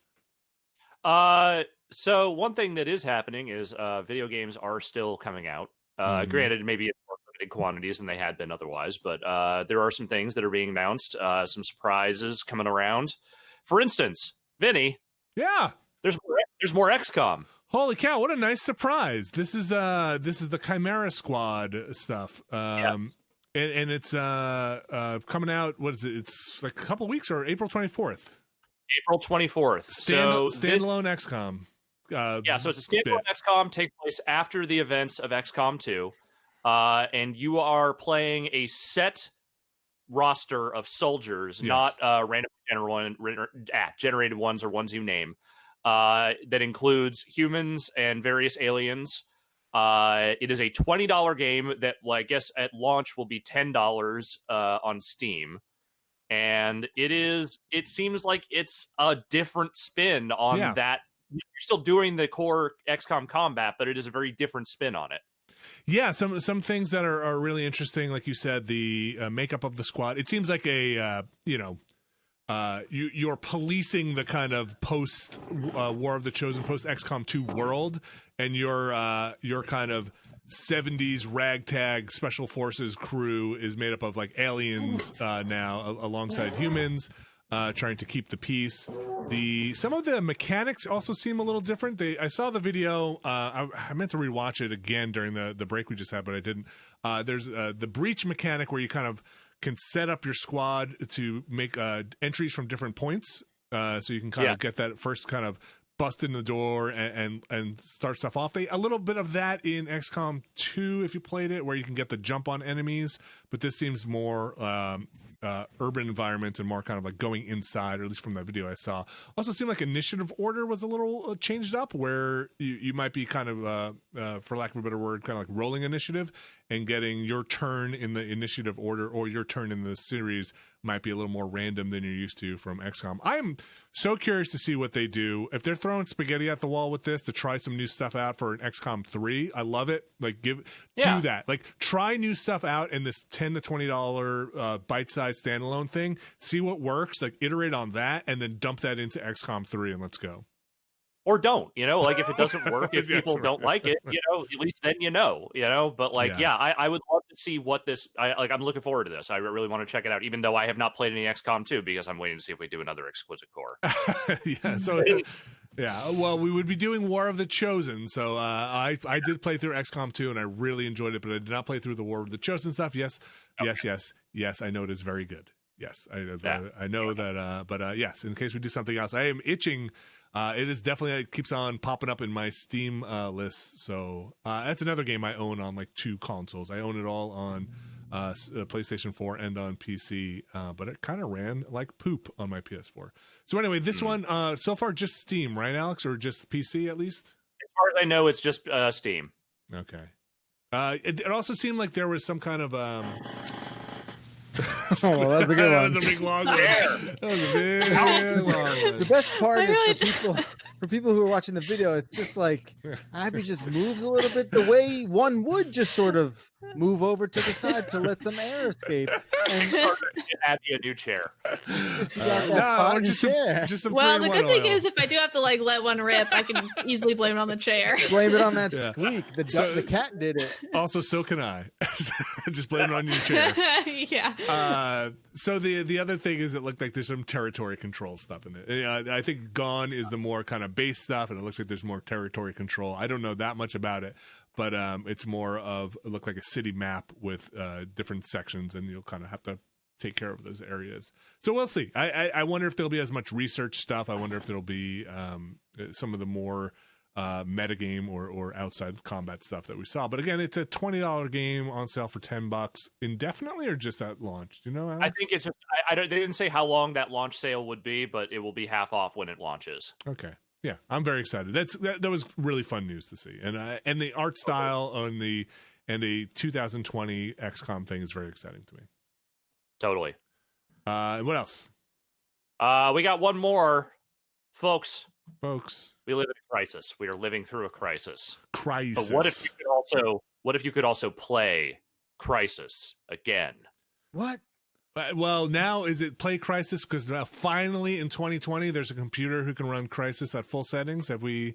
I mean, that's probably true, but also they are doing a remaster of Crysis for the Nintendo Switch, PlayStation 4, Windows PC, and Xbox One. Has the Switch have we reached the point where the Switch has reached a 2011 high-end PC? We're gonna find out Okay. when Crysis Remastered comes out. I'm trying to see if there's a release date here. I'm not sure that they have one just yet. They do not. But yes, this will be coming sometime this year. I will say that, as this Polygon story notes, the events of the original Crysis take place during August 2020, so that feels like maybe a good time to put out Crysis Remastered. Just a thought. Sure. We'll see those. I enjoyed. Remember at the time, Crysis was like, man. Yes. When did that come out? Do you guys know off the top of your head? I want to say like 2007. Wow. Okay. I was gonna say 03, but yeah, sure, why not? I remember Crytek, and remember like, oh my gosh, they're killing it. No one can even compete with this. And remember, there's no computer that can even run this at full settings. And like, here we go. I enjoyed Crysis. I think Crysis 2 is okay. I like the sounds, the suit, the leathery sounds the suit would make when like you do the Crysis punch, that like the scrunchy, super satisfying. Change all the power, speed. It's neat. It had a look. I feel like Crysis. Sorry, Alex. I feel like Crysis put hexagons on the map. That design style with all the little hexagons. It was very Crysis. Sorry. Totally. I was just going to say my experience with Crysis was watching over Jason Ocampo's shoulder as he played Crysis on one of our then Alienware work PCs, which was one of the only computers that I was aware of that could actually run that thing well. So that was fun. Maximum Jason Ocampo. Maximum speed. Neat. Yeah. It's coming out this August, or no? It takes place in August. That was my speculation. The game takes place in August 2020, so that would be a great time. But they have not actually specified a release date for this yet. Okay. What is Crytek now, or what is a holding company? Is it? Who is it? Who is Crytek? That's a good question. They still exist. Okay. That I can tell you. Okay. Fair enough. Beyond that, I don't know. What else do you want to know? Because I can't remember his name. What was his name? He had such a cool name. Was the face of Crytek for so long, but now it's 13 years ago. I haven't seen that guy in ages. But he used to do all the demos and stuff. And I feel like they kind of got sold around. Anyway, find out. Yurli? Yavat? Yes. There were the three Yurli brothers. Savat Yurli, Avni Yurli, and Farouk Yurli. Okay. I'm thinking of Savat Yurli.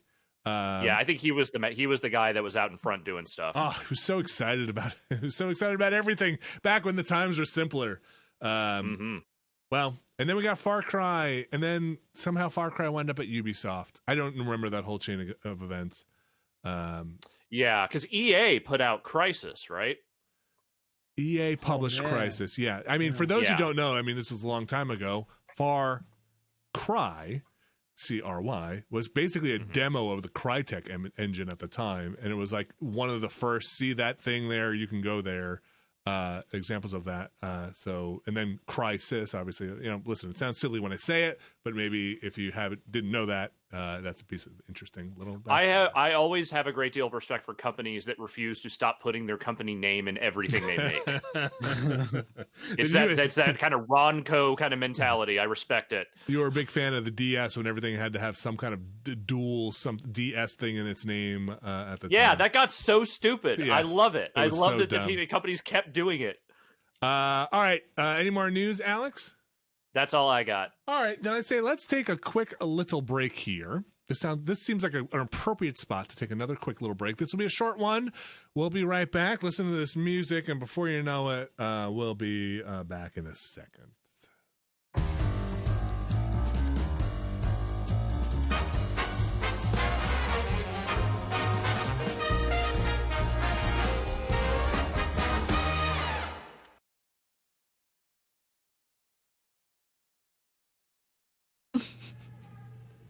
There it is. There's maximum unmute. Hi. What's up, Jeff? I was saying, if I played Crysis now, I feel like it would do a really good job separating all the confusion and all like the conflating of games I did in my brain from that era. Do you know what I mean? Like, don't you, right? Don't you like kind of lump all that stuff together in like a weird mishmash? I do. Glump? Glump. Yeah.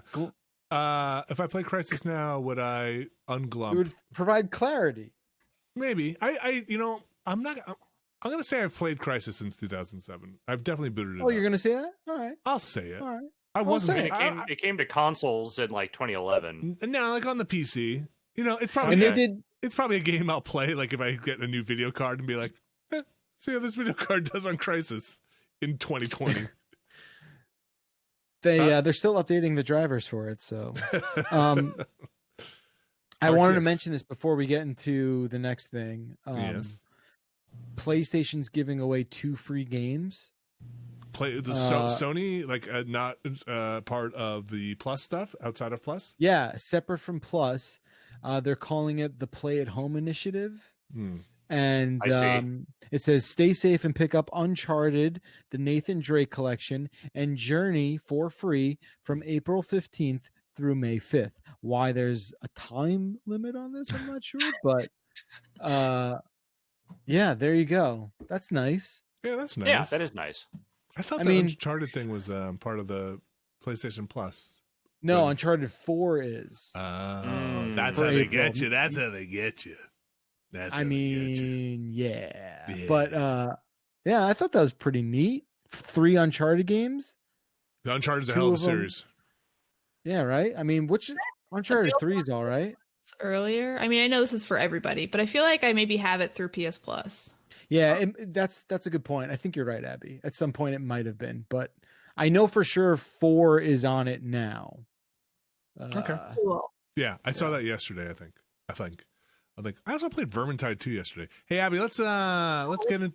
Remember that game? That was fun. Let's get into some emails. If you've got an email, you can send them into beastcast@giantbomb.com. That is beastcast@giantbomb.com. You can send us your emails. Abby, Russell, you've gone through the emails, and what do we have? Okay, Alex, will you read this one from Dylan, please? Sure thing. Dylan says, hey, Bombardiers. What game has given you the biggest analysis paralysis, where you were so intimidated to start based on the amount of options? And which ones are you glad you eventually played? I feel like the first one that came to my mind for this one was Overwatch, where they really give you like all of the characters up front. It made me really question all the times that I've been like, oh my gosh, it's taking so long to unlock stuff. How important that is for a lot of games, considering Overwatch lets you just play it all. And I could never really get into it. I think also just it wasn't a game for me, but I think I was overwhelmed with all the characters and everything that I was just like, this won't work. And I just couldn't do it. There was a brief period, I want to say last year, where Crusader Kings 2 was free on Steam. And after seeing my friends talk so glowingly about that game for many, many years, I decided to give it a shot. And after about half an hour, I closed the window and have not opened it since. It's not that I don't think it's cool. I think there's some really incredible shit in those games, especially if you are into, politicking and strategy.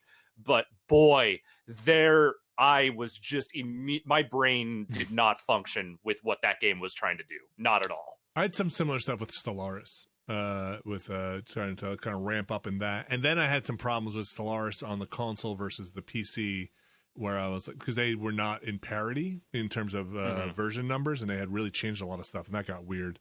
But I would say probably mine are a lot of those construction games sometimes of, the Factorios, the Satisfactories, even the Kerbal Space Program stuff, where they come out in early access and the documentation is not super duper great, and you're not sure exactly where even to start on those things and kind of need a tutorial which is not fully baked into the game. Also, CRPGs like older ones like Neverwinter Nights and even more modern ones like Pillars of Eternity or Divinity can be a little tough in terms of trying to see into the future what kind of character you might want and thinking like, okay, I think I'm going to probably, what kind of game is this? Do I want to put a lot of stuff into charisma or strength or dexterity or magic? Like, where do I want to go on this? Can be tough, but I'm usually pretty glad I put the money or the time in. Next. Okay. Jeff, will you read this one from Kyle? It maybe is one of the things that remote podcasting denies The us. timing. These little cues. I don't know what it is. I mean, perhaps that gets taken care of in post. I don't know. But Nope, that one won't. But yes. Which one am I reading? The one from Kyle. Cool. Hi. Flick by bugs. Hold on, you want me to get my daughter down here? That's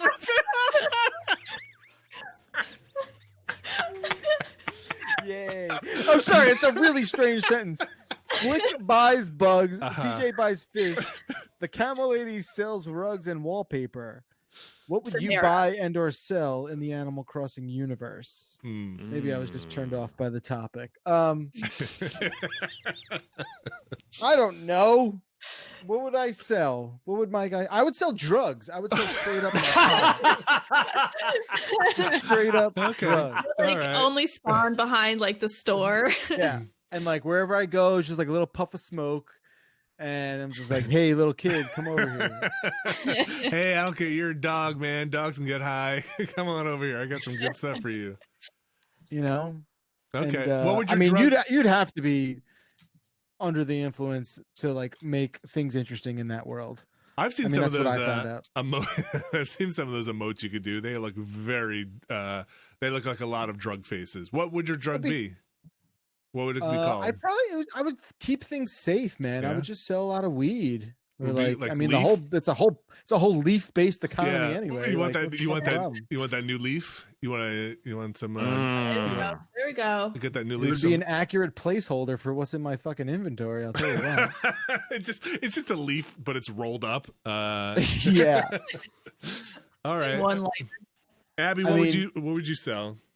I don't know. That's a good question. I think I would sell different parts for your face. Like you could just buy a new face. I'd be like the town plastic surgeon. You'd be like, oh, you don't like these eyes? I'll give you new eyes. Like your mouth's kind of weird. Here's a new one. Wow. Or like I'd also sell like fun cosmetics because you know how you have those like face paints. I'd be like, here's some freckles or here's some weird eyebrows or whatever. I think I'd sell face stuff. Okay. And I'd walk around in a little doctor's uniform holding like a scalpel. You would be. I'm imagining the doctor from that WarioWare game, the one that when you go into the office. That's exactly it. Okay. Yes, and you've nailed it. Alex, what are you selling? I don't know if I would be a salesperson, but I could very easily imagine myself heading up like some sort of band or musical group that like was running DIY shows. You know how like KK Slider, like they're all very officially, you know, like the town government is on board. They keep inviting him in. They're hosting shows. Mm-hmm. But I just set up like an illegal tent somewhere in the back of the island, and like, you know, we're playing music that's just too real, man, for all that, you know, corporate KK that's shit. That's right. But at the same time, like every time I try to start a fight with KK Slider, he just isn't having it. Like he doesn't care. He's just like, oh no, that's cool, man. You guys are doing your thing. I'm doing my thing, whatever. And I just keep getting angrier and angrier that he won't engage in musician beef with me. I like it. On that note, I think I would probably sell all of the furniture just slightly less than the Nooks and just be kind of undercut them at every chance I get. So I'd make sure it's a flat packet to your house. We got a good warehouse. We got a great distribution system. And it's just a little bit less and drive the Nooks out of business. I love that. And would like the chairs break after a while? The furniture they buy from you has like durability. It's exactly. My stuff breaks just like your freaking flimsy shovel. It's called a flimsy chair, but it looks really good as long as you don't sit in it. It just everything looks perfect. Your idea, basically. But you can only move it 3 times. then it falls apart. All right, next question. Okay, Vinny, why don't you read this one from James? Will do. Listening to Jeff talk about grand designs on last week's podcast reminded me of my days watching the show as a university student.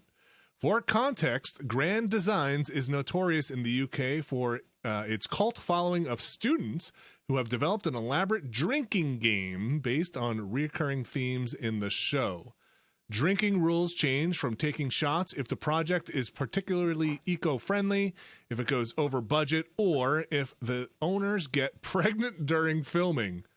For Which happens a lot. You could see a full list or look up Grand Design's drinking games should come up. Fun fact, the host, Kevin MacLeod, caught wind of this and specifically wrote an episode with the drinking game in mind. My question to you all is, if you had to develop a drinking game based off any video game, movie, or TV show, what would you choose and what would your rules be? That is from James in Plymouth. I would make a drinking game for a podcast every time they said you drink. What? That's your answer? Here we go. I think he's queuing up a yeehaw. Every time they say... Yeah, what are you trying to do there? Everybody else except for you guys. There you know, I think we could fire Vinny after today, right, guys? It's the perfect... Jeff has a soundboard that has several sounds on it. You know not just a guy saying yeehaw. I picked the best one. You focus on your best properties. You don't go overboard. You got to focus on what you got. The objectively worst TV show that I still watch regularly is Ghost Adventures on the Travel Channel because it is a profoundly stupid show. And there are definitely some tropes associated with that show that I think would be a good way to get fucking wasted. Anytime the host, Zach Bagans, is inappropriately horny toward a ghost, drink. What? Is ghost fucking on that show? Yeah. Anytime they interpret a EVP as a full sentence when it's just garbled noise, take a drink. Anytime they hear what just sounds like a door banging from the wind and like act like the fucking whole house just came down on them, take a drink. Anytime they do an extremely fake exorcism, take a drink. I gotta watch this show. Are you ever not drinking? No, you're never not drinking on that show. So there's so many different tropes you could play into for that one. I think it would make a very good drunk show. The biggest fear is suffocation because you will just never have time to breathe. You're just constantly drinking. I would do. How about Jeff? You'll probably get this one. How about Blaze in the Monster Machine? Just drink every time they say "Let's Blaze." That's got to be at least take a shot. Let's blaze. Yeah, you should quote unquote drink every time they say "Let's blaze." Yeah, you're going to be in trouble at the end of an episode. I'll tell you that. Let's blaze. There's so many shows where the kids just shout stuff over and over again. I feel like you could do drinking games for those. But that's the thing, like especially kids shows. There's so much repetition. Yeah. Oh yeah. You just don't want to play that game. I think. No, especially not with the kids around. You're asking for trouble. It's almost sadistic in a way. I would do Schitt's Creek. Oh, okay. Good. There's a lot of things you could do, like what's his face? Dan Levy has these mannerisms he does that like you could sort of drink every time he busts into a room and does this weird eyebrow shake that he does. And Catherine O'Hara with like every time she has a new wig or something like that. I mean, I'm sure there's a lot of very clear shticks going on in that show that would have you be very drunk. Very quickly. Very drunk. All right, I got one. Ready? Here we go. Okay. I thought about this. Here we go. Maven. You get 4 people. You load up YouTube. Okay. You do a YouTube randomizer. And you put autoplay on, and the person who finally says skip to the next video has to take a shot. So I like that. You watch random YouTube videos until one's like skip next one, and that person has to take a shot. I think this could wind up okay. I'm going to talk about improv for a second. Okay. Forgive me. There's an improv warm up I hate that I feel like some coaches love to do, and the whole shtick of the warm up is like nobody's allowed to laugh. People who laugh lose. But then it just creates the most awkward thing where people are like fucking with each other and like trying to be funny, and then nobody's laughing, and it's so uncomfortable every time, and I hate it so much. And I feel like that's what your drinking game is, Vinny, where like everyone will just sit there and watch videos online they hate, and no one will say skip. Oh, you think they would just suffer through it? No way. I would be drunk in like 10 minutes. I just couldn't do it. I'd just be like, "That's skip. I cannot watch this next one." Because you know how many videos are on YouTube? I mean, no, how many? 5. And so like you'd be done very quickly, and everybody would just have a nice meal.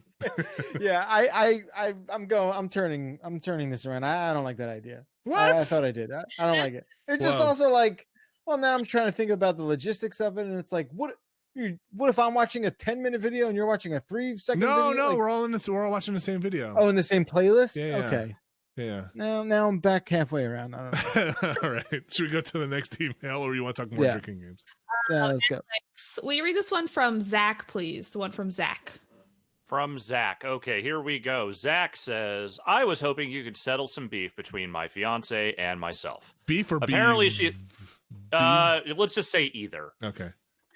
Apparently she has gotten into the habit of brushing her teeth before bed and not in the morning. Oh, no. I, on the other hand, have always brushed my teeth in the morning, but been too lazy to brush them at night. Oh. Ignoring the fact that you are supposed to brush at both times of the day, which option would you see as less gross? Brush in the morning. Okay. Yeah. You I wake think up. that's a given. You wake up. Don't brush at night, whatever, you're sleeping. If you don't brush in the morning, you have to go out and speak to people. Yeah. But look, we can all agree this is garbage, subhuman behavior. Brush your teeth. Brush Right? your teeth twice a day. Brush them twice a day. If not more. Hey, you know what? Hey. No, we're all living a little loose right now. You know. Yeah. We're all okay. What's a little skippy here?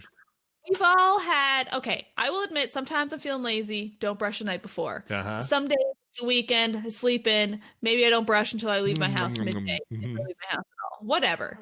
But like, if it's a regular thing, regularly brush your teeth twice a day. But also, at night is like, it's going to be gross. Your mouth's going to be gross and then really gross in the morning. But like in the morning, your mouth will no matter what be gross because you just left your mouth open all and night. your cat shit in it. Can I just play devil's advocate here for a second, if I may? Alex is a night brusher. I can feel it. Well, that's the thing, is that I think the only times I have ever missed brushing my teeth has been in the morning, not at night. And here is my reasoning. Yes. You are He's right. eating. You are eating throughout the day. There's food probably stuck somewhere in your teeth throughout the day. You brush your teeth at night. You go to bed the next morning. There's not food in your mouth somewhere that's been rotting there for hours. Stinky dry mouth. Alex, dry mouth. That's bad. Look, this here's what I'm saying. Debate. It's not. I'm not saying they should do this. Don't do this. Brush your teeth twice a day, obviously. But the point is, I'm saying that it's a lot easier in the morning to say, oh, I don't know, use some Listerine and chew some gum and not feel like your mouth is full of dead food. Yeah. Than it is to go to bed. Like, I think going to bed at night with a clean mouth, just to me, has always felt more important. Alex is 100% correct. Abby, I'm sorry that you're wrong. That's just how it shook out here. Wait, what? Work with no brushing your teeth is nasty. You stink. It doesn't matter if you not brushed the night before. Okay, but bed, who fucking cares if your mouth is gross? You're sleeping. Because the food that's in your mouth and it will rot for another 8 hours. So while you're sleeping, okay, so we are talking 9 or about 10 if you're lucky. You're talking about two different things. There's two, because here's the problem. There's two different things. One is what is best for you, and one is what is best for the public, right? So, like, yeah, for you, you're not going to get your cavity because you got rid of the food overnight. But like for all of the rest of us who have to talk to you in the morning, you're dead to me. Like you know what? You've just lost your entire life. Too bad. You should have taken a cavity. Now nobody wants to talk to you. No, here's the deal. On the way to work, you realize, oh shit, I didn't brush my teeth. I'm a garbage person. But at least you can pop in a stick of gum or you pop in a mint and you're in better shape than you would be. Your teeth, but it's not. You need to be in good shape. Also, like no matter what, when you sleep, your mouth is going to be in bad shape because you're sleeping with your maw open. Like it's going to be in bad shape. Like let's be real. Like you I've never woken up and been like, I brushed my teeth. The rotting meat and shit and whatever you ate the night before to have that go all night. Whatever. You have your diet. I have my diet. Listen, it's the only way I can keep the spiders from crawling into my mouth. Okay, I gotta have some kind of deterrent. Abby, hurry up. What's next? Okay, Vinny, please read this one from Leon. Sure. Here we go. Since we are for weeks into lockdown over here with no end in sight soon, I've decided to grind out the endgame Damascus. The endgame Damascus camo in modern warfare. It's not even that good a camo. It's just something I've never had time to do in these games, so why not? This requires leveling up every weapon to max and completing every challenge for all weapons. What's the grindiest, most time-consuming thing you have ever done in a game? Do you regret it? Was it worth it? Tell me it was worth it. Stay safe. Ooh. That comes from Leon. Yeah, go ahead, Abby. Jeff. The thing recent memory, the thing I did the most that I guess I'm better for it is I replayed a lot of Red Dead 2. Because I don't know, I was being a prick about it. I played it on PS4 and then I started playing it on Xbox One X and I'm like, whoa, this game looks way better. And I just found myself like going like, oh, why am I going back to PS4? I should look at it. I want it to be pretty. And I played probably half the game again. Wow, man. Now I want to do that. Maybe once I finish Obra, get back into Red Dead. Break up the Xbox. Yeah, so that's what I did. But that, I guess it's not a grind, towards some sort of like award. Achievement. But yeah. For the GTA 5, I was like on my Xbox 360, I was like, I want to get all of the achievements and the trophies. So I 100% of the game, and I like 100% of the game, and then I was like on track to getting all the achievements, but I had to do all the stunt jumps, and I got through all of them. But the thing with the stunt jumps is it has to have a thing that's like completed, and it's not always super clear when you complete it. So like I went through all of them, and then it didn't unlock. So there was like one in there that wasn't completed. And I was like, I cannot go back and do all of those again. And I was so mad. So I just stopped. But that one was probably mine.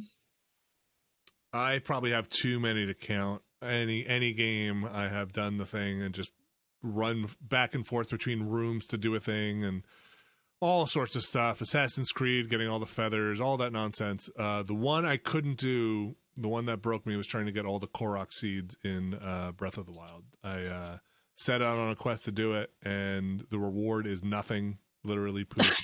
And I just could not do it. It broke me. I had a map on my way to track them on an iPad, and I just couldn't do it. Could not. Yeah. My cousin did it. She's wild. Oh, really? Oh, that's amazing. Yeah, it's really an accomplishment. I know. She's like one of those people who like plays like maybe 4 games a year, but when she plays them, she like fucking plays them. Oh, wow. I respect. I did I think I did a decent amount of grinding in the Final Fantasy games for a while. In 7, I remember doing a lot of grinding for stuff. Because, you get random drops in those games. Like WoW, a bunch of WoW BS, early WoW stuff where you're just like trying to get your freaking 30 gold for your horse or whatever it was at the time. And I don't know, get me 7 rat tails. Abby, what's next? We got to wrap up pretty soon here. Okay. Well then, why don't we end with this one from Christopher? Would you like to take Vinny, you can read it. Oh, okay. What does your working day look like since the lockdown? Obviously, you have live streams and podcasts and things like Mass Alex, but what do you do with the other time? Thanks for helping keep everyone going through this. You're welcome. You're the best. Christopher from Portland. What does the working day look like for us? For me, I usually sit down after spending time with the kids around noon my time, and then it's email, some Slacks. Immediately check we have a stream schedule that we have been all posting into, see what's going on for the day, check out who wants a buddy or anything like that. And if I don't have anything lined up, it's a lot of checking out what's going on for the future. It's a lot of just prepping stuff to go forward, helping anybody who needs help with the stream stuff. There's always something exploding for our stream setups. So trying to help as much as I can and making sure there's a decent amount of time I've spent talking to other people from other business units about their setups, still trying to figure out a good way to do something close to a UPF. So that I'm trying to solve that one. See, there's a bunch of different software people are testing, are running stuff in the background. stuff breaks on our site a lot. So, or I shouldn't say that. They're trying their best to make it not break, but there's always something going on. Let's just be real about it. It does happen. It does happen quite a bit. It's unexpected things. It's like they'll fix one problem and it creates another, which is like any kind of tech stuff. And if there is a stream, that day just flies by. Like if there's even if it's a 2-hour stream, suddenly, for me, which I'm trying to do 12 to 6-ish, and ones that usually been around 12 to 6:30 or 7-ish, that day just flies by, especially if there's 2 streams in it. That's 4 hours of the day that are just gone. And then, there's lunch in between there. So it has been going by extremely quickly. Yep. Yeah. I mean, similarly, it's like streams. Usually have a stream or 2 a day. And then it's like processing the streams takes a while because we don't have at least for me, I'm using like all of my much weaker computers than we have in the office. So it's like, well, this is an ordeal to process it and I have to like transfer from one computer to another. And then it is a lot of just like between streams is like prepping for other streams, making sure like putting out fires with whatever tech issues my computers are having. And then also, stuff like figuring out what I'm going to play and making sure it's prepped to play it. And then also stuff like the charity streams, is a lot of prep of like getting guests together, figuring out the game we're going to play, figuring out the charity, like all that stuff takes more time than you would think it would for like a 2-hour stream. Yeah, that's pretty much where I've been as well. It's been a lot of just getting things ready for streams. I will say, and crossing my fingers here, mostly very lucky when it comes to the tech stuff. It's just been a few like audio related things that have been working me up here and there. But beyond that, it has been like, if I'm not streaming, I'm probably getting something ready for a stream, or I'm hanging out in the chat and watching someone else's stream. That has pretty much been my last few weeks. It's weird. It changes day by day. I guess like in general, I had my first team kind of call early for like the West Coast. We do it pretty early, but for us it's not too bad. It's like 10, and then from there on out it could be anything. Like today was crazy because I shot a video right before this, and during this I'm like working with some of our editors to like figure out how it's going to look and what it's going to. That's what's tough, is like balancing when a lot of things hit the fan at the same time. But there's always something going on. There's always like a thing someone needs me to look at or whatever it is. But for like how the day is going, it's just like it goes super fast, and it's me at the computer from like 10 to 6. Yeah. And it's amazing how quickly it goes by. It's so fast. I can't, like today, it's 4:00 already. I can't believe it. Yeah. So it's tough. Days like today, or Thursdays, are obviously tough with the joining you guys. It's different for me. I have a different job, but we know it's very hard to be with us.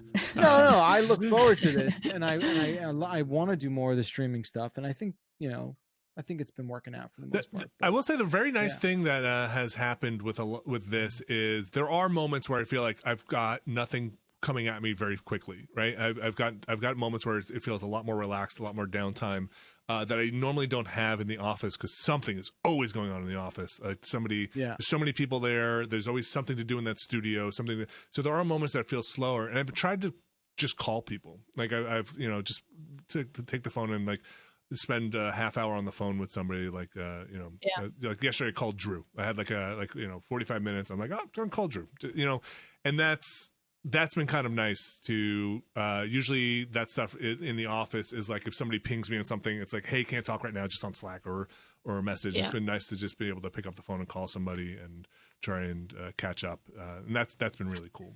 Or to eat lunch. I will say I've been with like being stuck at home and cooped up and having to like FaceTime the friends I would see anyway. I feel like I have been like talking to people I wouldn't normally talk to. It's also, I think, a combination of Animal Crossing is like, I had like a 2-hour phone call with like my childhood friend who I played like Wild World with. Haven't talked to her in years, but we talked to Animal Crossing now, which is like very interesting. Like, I don't think if we were in lockdown and also playing Animal Crossing, that would have happened. Yeah. Yes. I think there's a lot of nice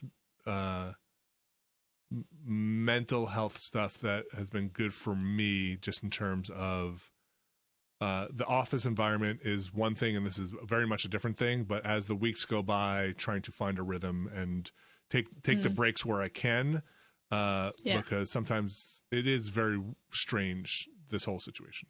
So trying to find the kind of like, okay, I need to just get up and walk around or get on the phone or do something else that is not sitting in this chair for 6 hours straight or 7, because sitting in this chair for 6 hours straight is not my I also try to take like a midday walk, but that's good. Yeah. I have not been outside of the apartment in like 4 days. I should probably fix that. It also got kind of cold again. Before it was like warm, but now it's chilly. Yeah. It's also nice to just see the family. Like that's also very nice. I tried to end around dinner time, which is nice. I'm stocking up points for having dinner with the family because normally during the work week I do not. So this is nice, and that's cool. All right, Abby, is that it for the emails? Yes, it is. All right. Well, you know what? That can only mean one thing. It is time for corrections.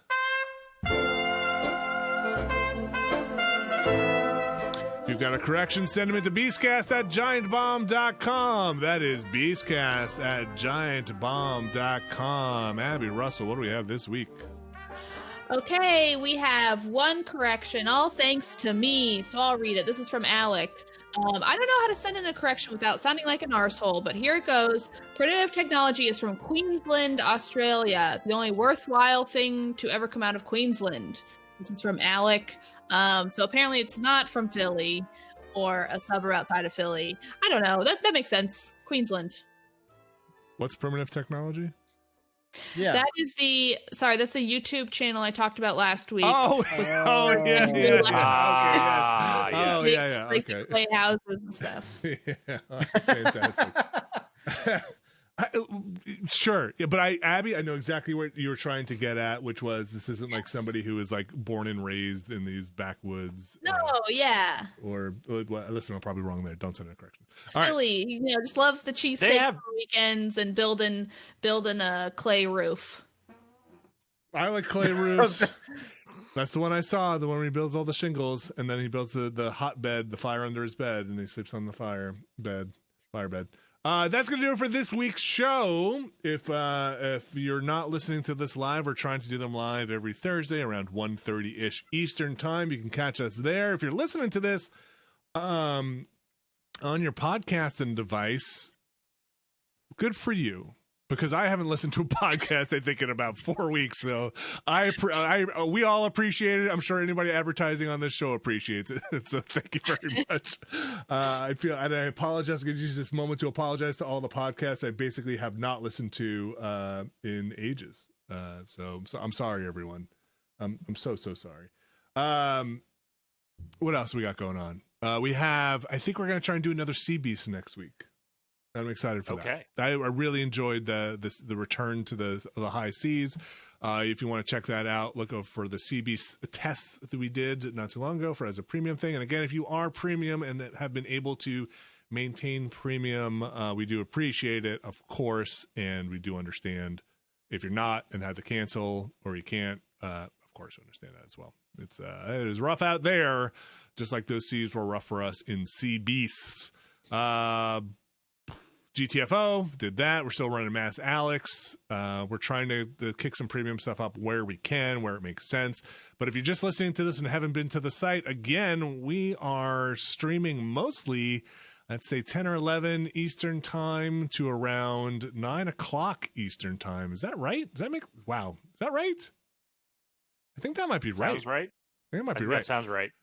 We got every day, Monday through Friday, and then this week we have Abby's been doing hosting, and thank you very much, charity streams on Friday starting at 9 p.m. Eastern time. This week will be no different, and then we will have a community endurance run stuff running over the weekend. So thank you to everybody participating in that. Thank you to Matt Rory, as well as always, for taking care of all of the stuff that has been going on with the chat rooms and the moderators. Thank you so much for managing all of that stuff. It is so much streaming, and it means there's so much moderation. So thank you, everyone involved in all of that. And that's going to do it for this week's show. Whew. Thank you, Alex Navarro. Oh, hold on. Wait, hold on. This is where we got to do the timing of it. That's the wrong thing. That's corrections again. Oh! Yay! Correction, wrong music. Thank you, Alex Navarro. Thank you very much, Vinny. Thank you, Abby Russell. Thank you. Thank you, Jeff Bacalar. Thanks, Vin. Love you guys. Jeff, what do you got going on at CNET? That stuff going up? I know you've been making videos. Yeah, I've been making videos. I just maybe haven't been tweeting them out. Yeah, so keep an eye on one I tweet out one day. Well, you go to youtube.com/cnet. And that's where I got about 1 or 2 going up a week. And if You're welcome. You're welcome. And if you missed Jeff's pinball stuff, it's on his Twitch channel, which is twitch.tv/ Jeff Backlar. And you can go check that out. No pinball this week. Sorry, Jeff. No pinball on the site for us. Yeah, I guess you can still do it. It has not been banned. That's going to do it for this week's show. Thanks, everybody, for listening. Stay safe out there. We'll be back next week.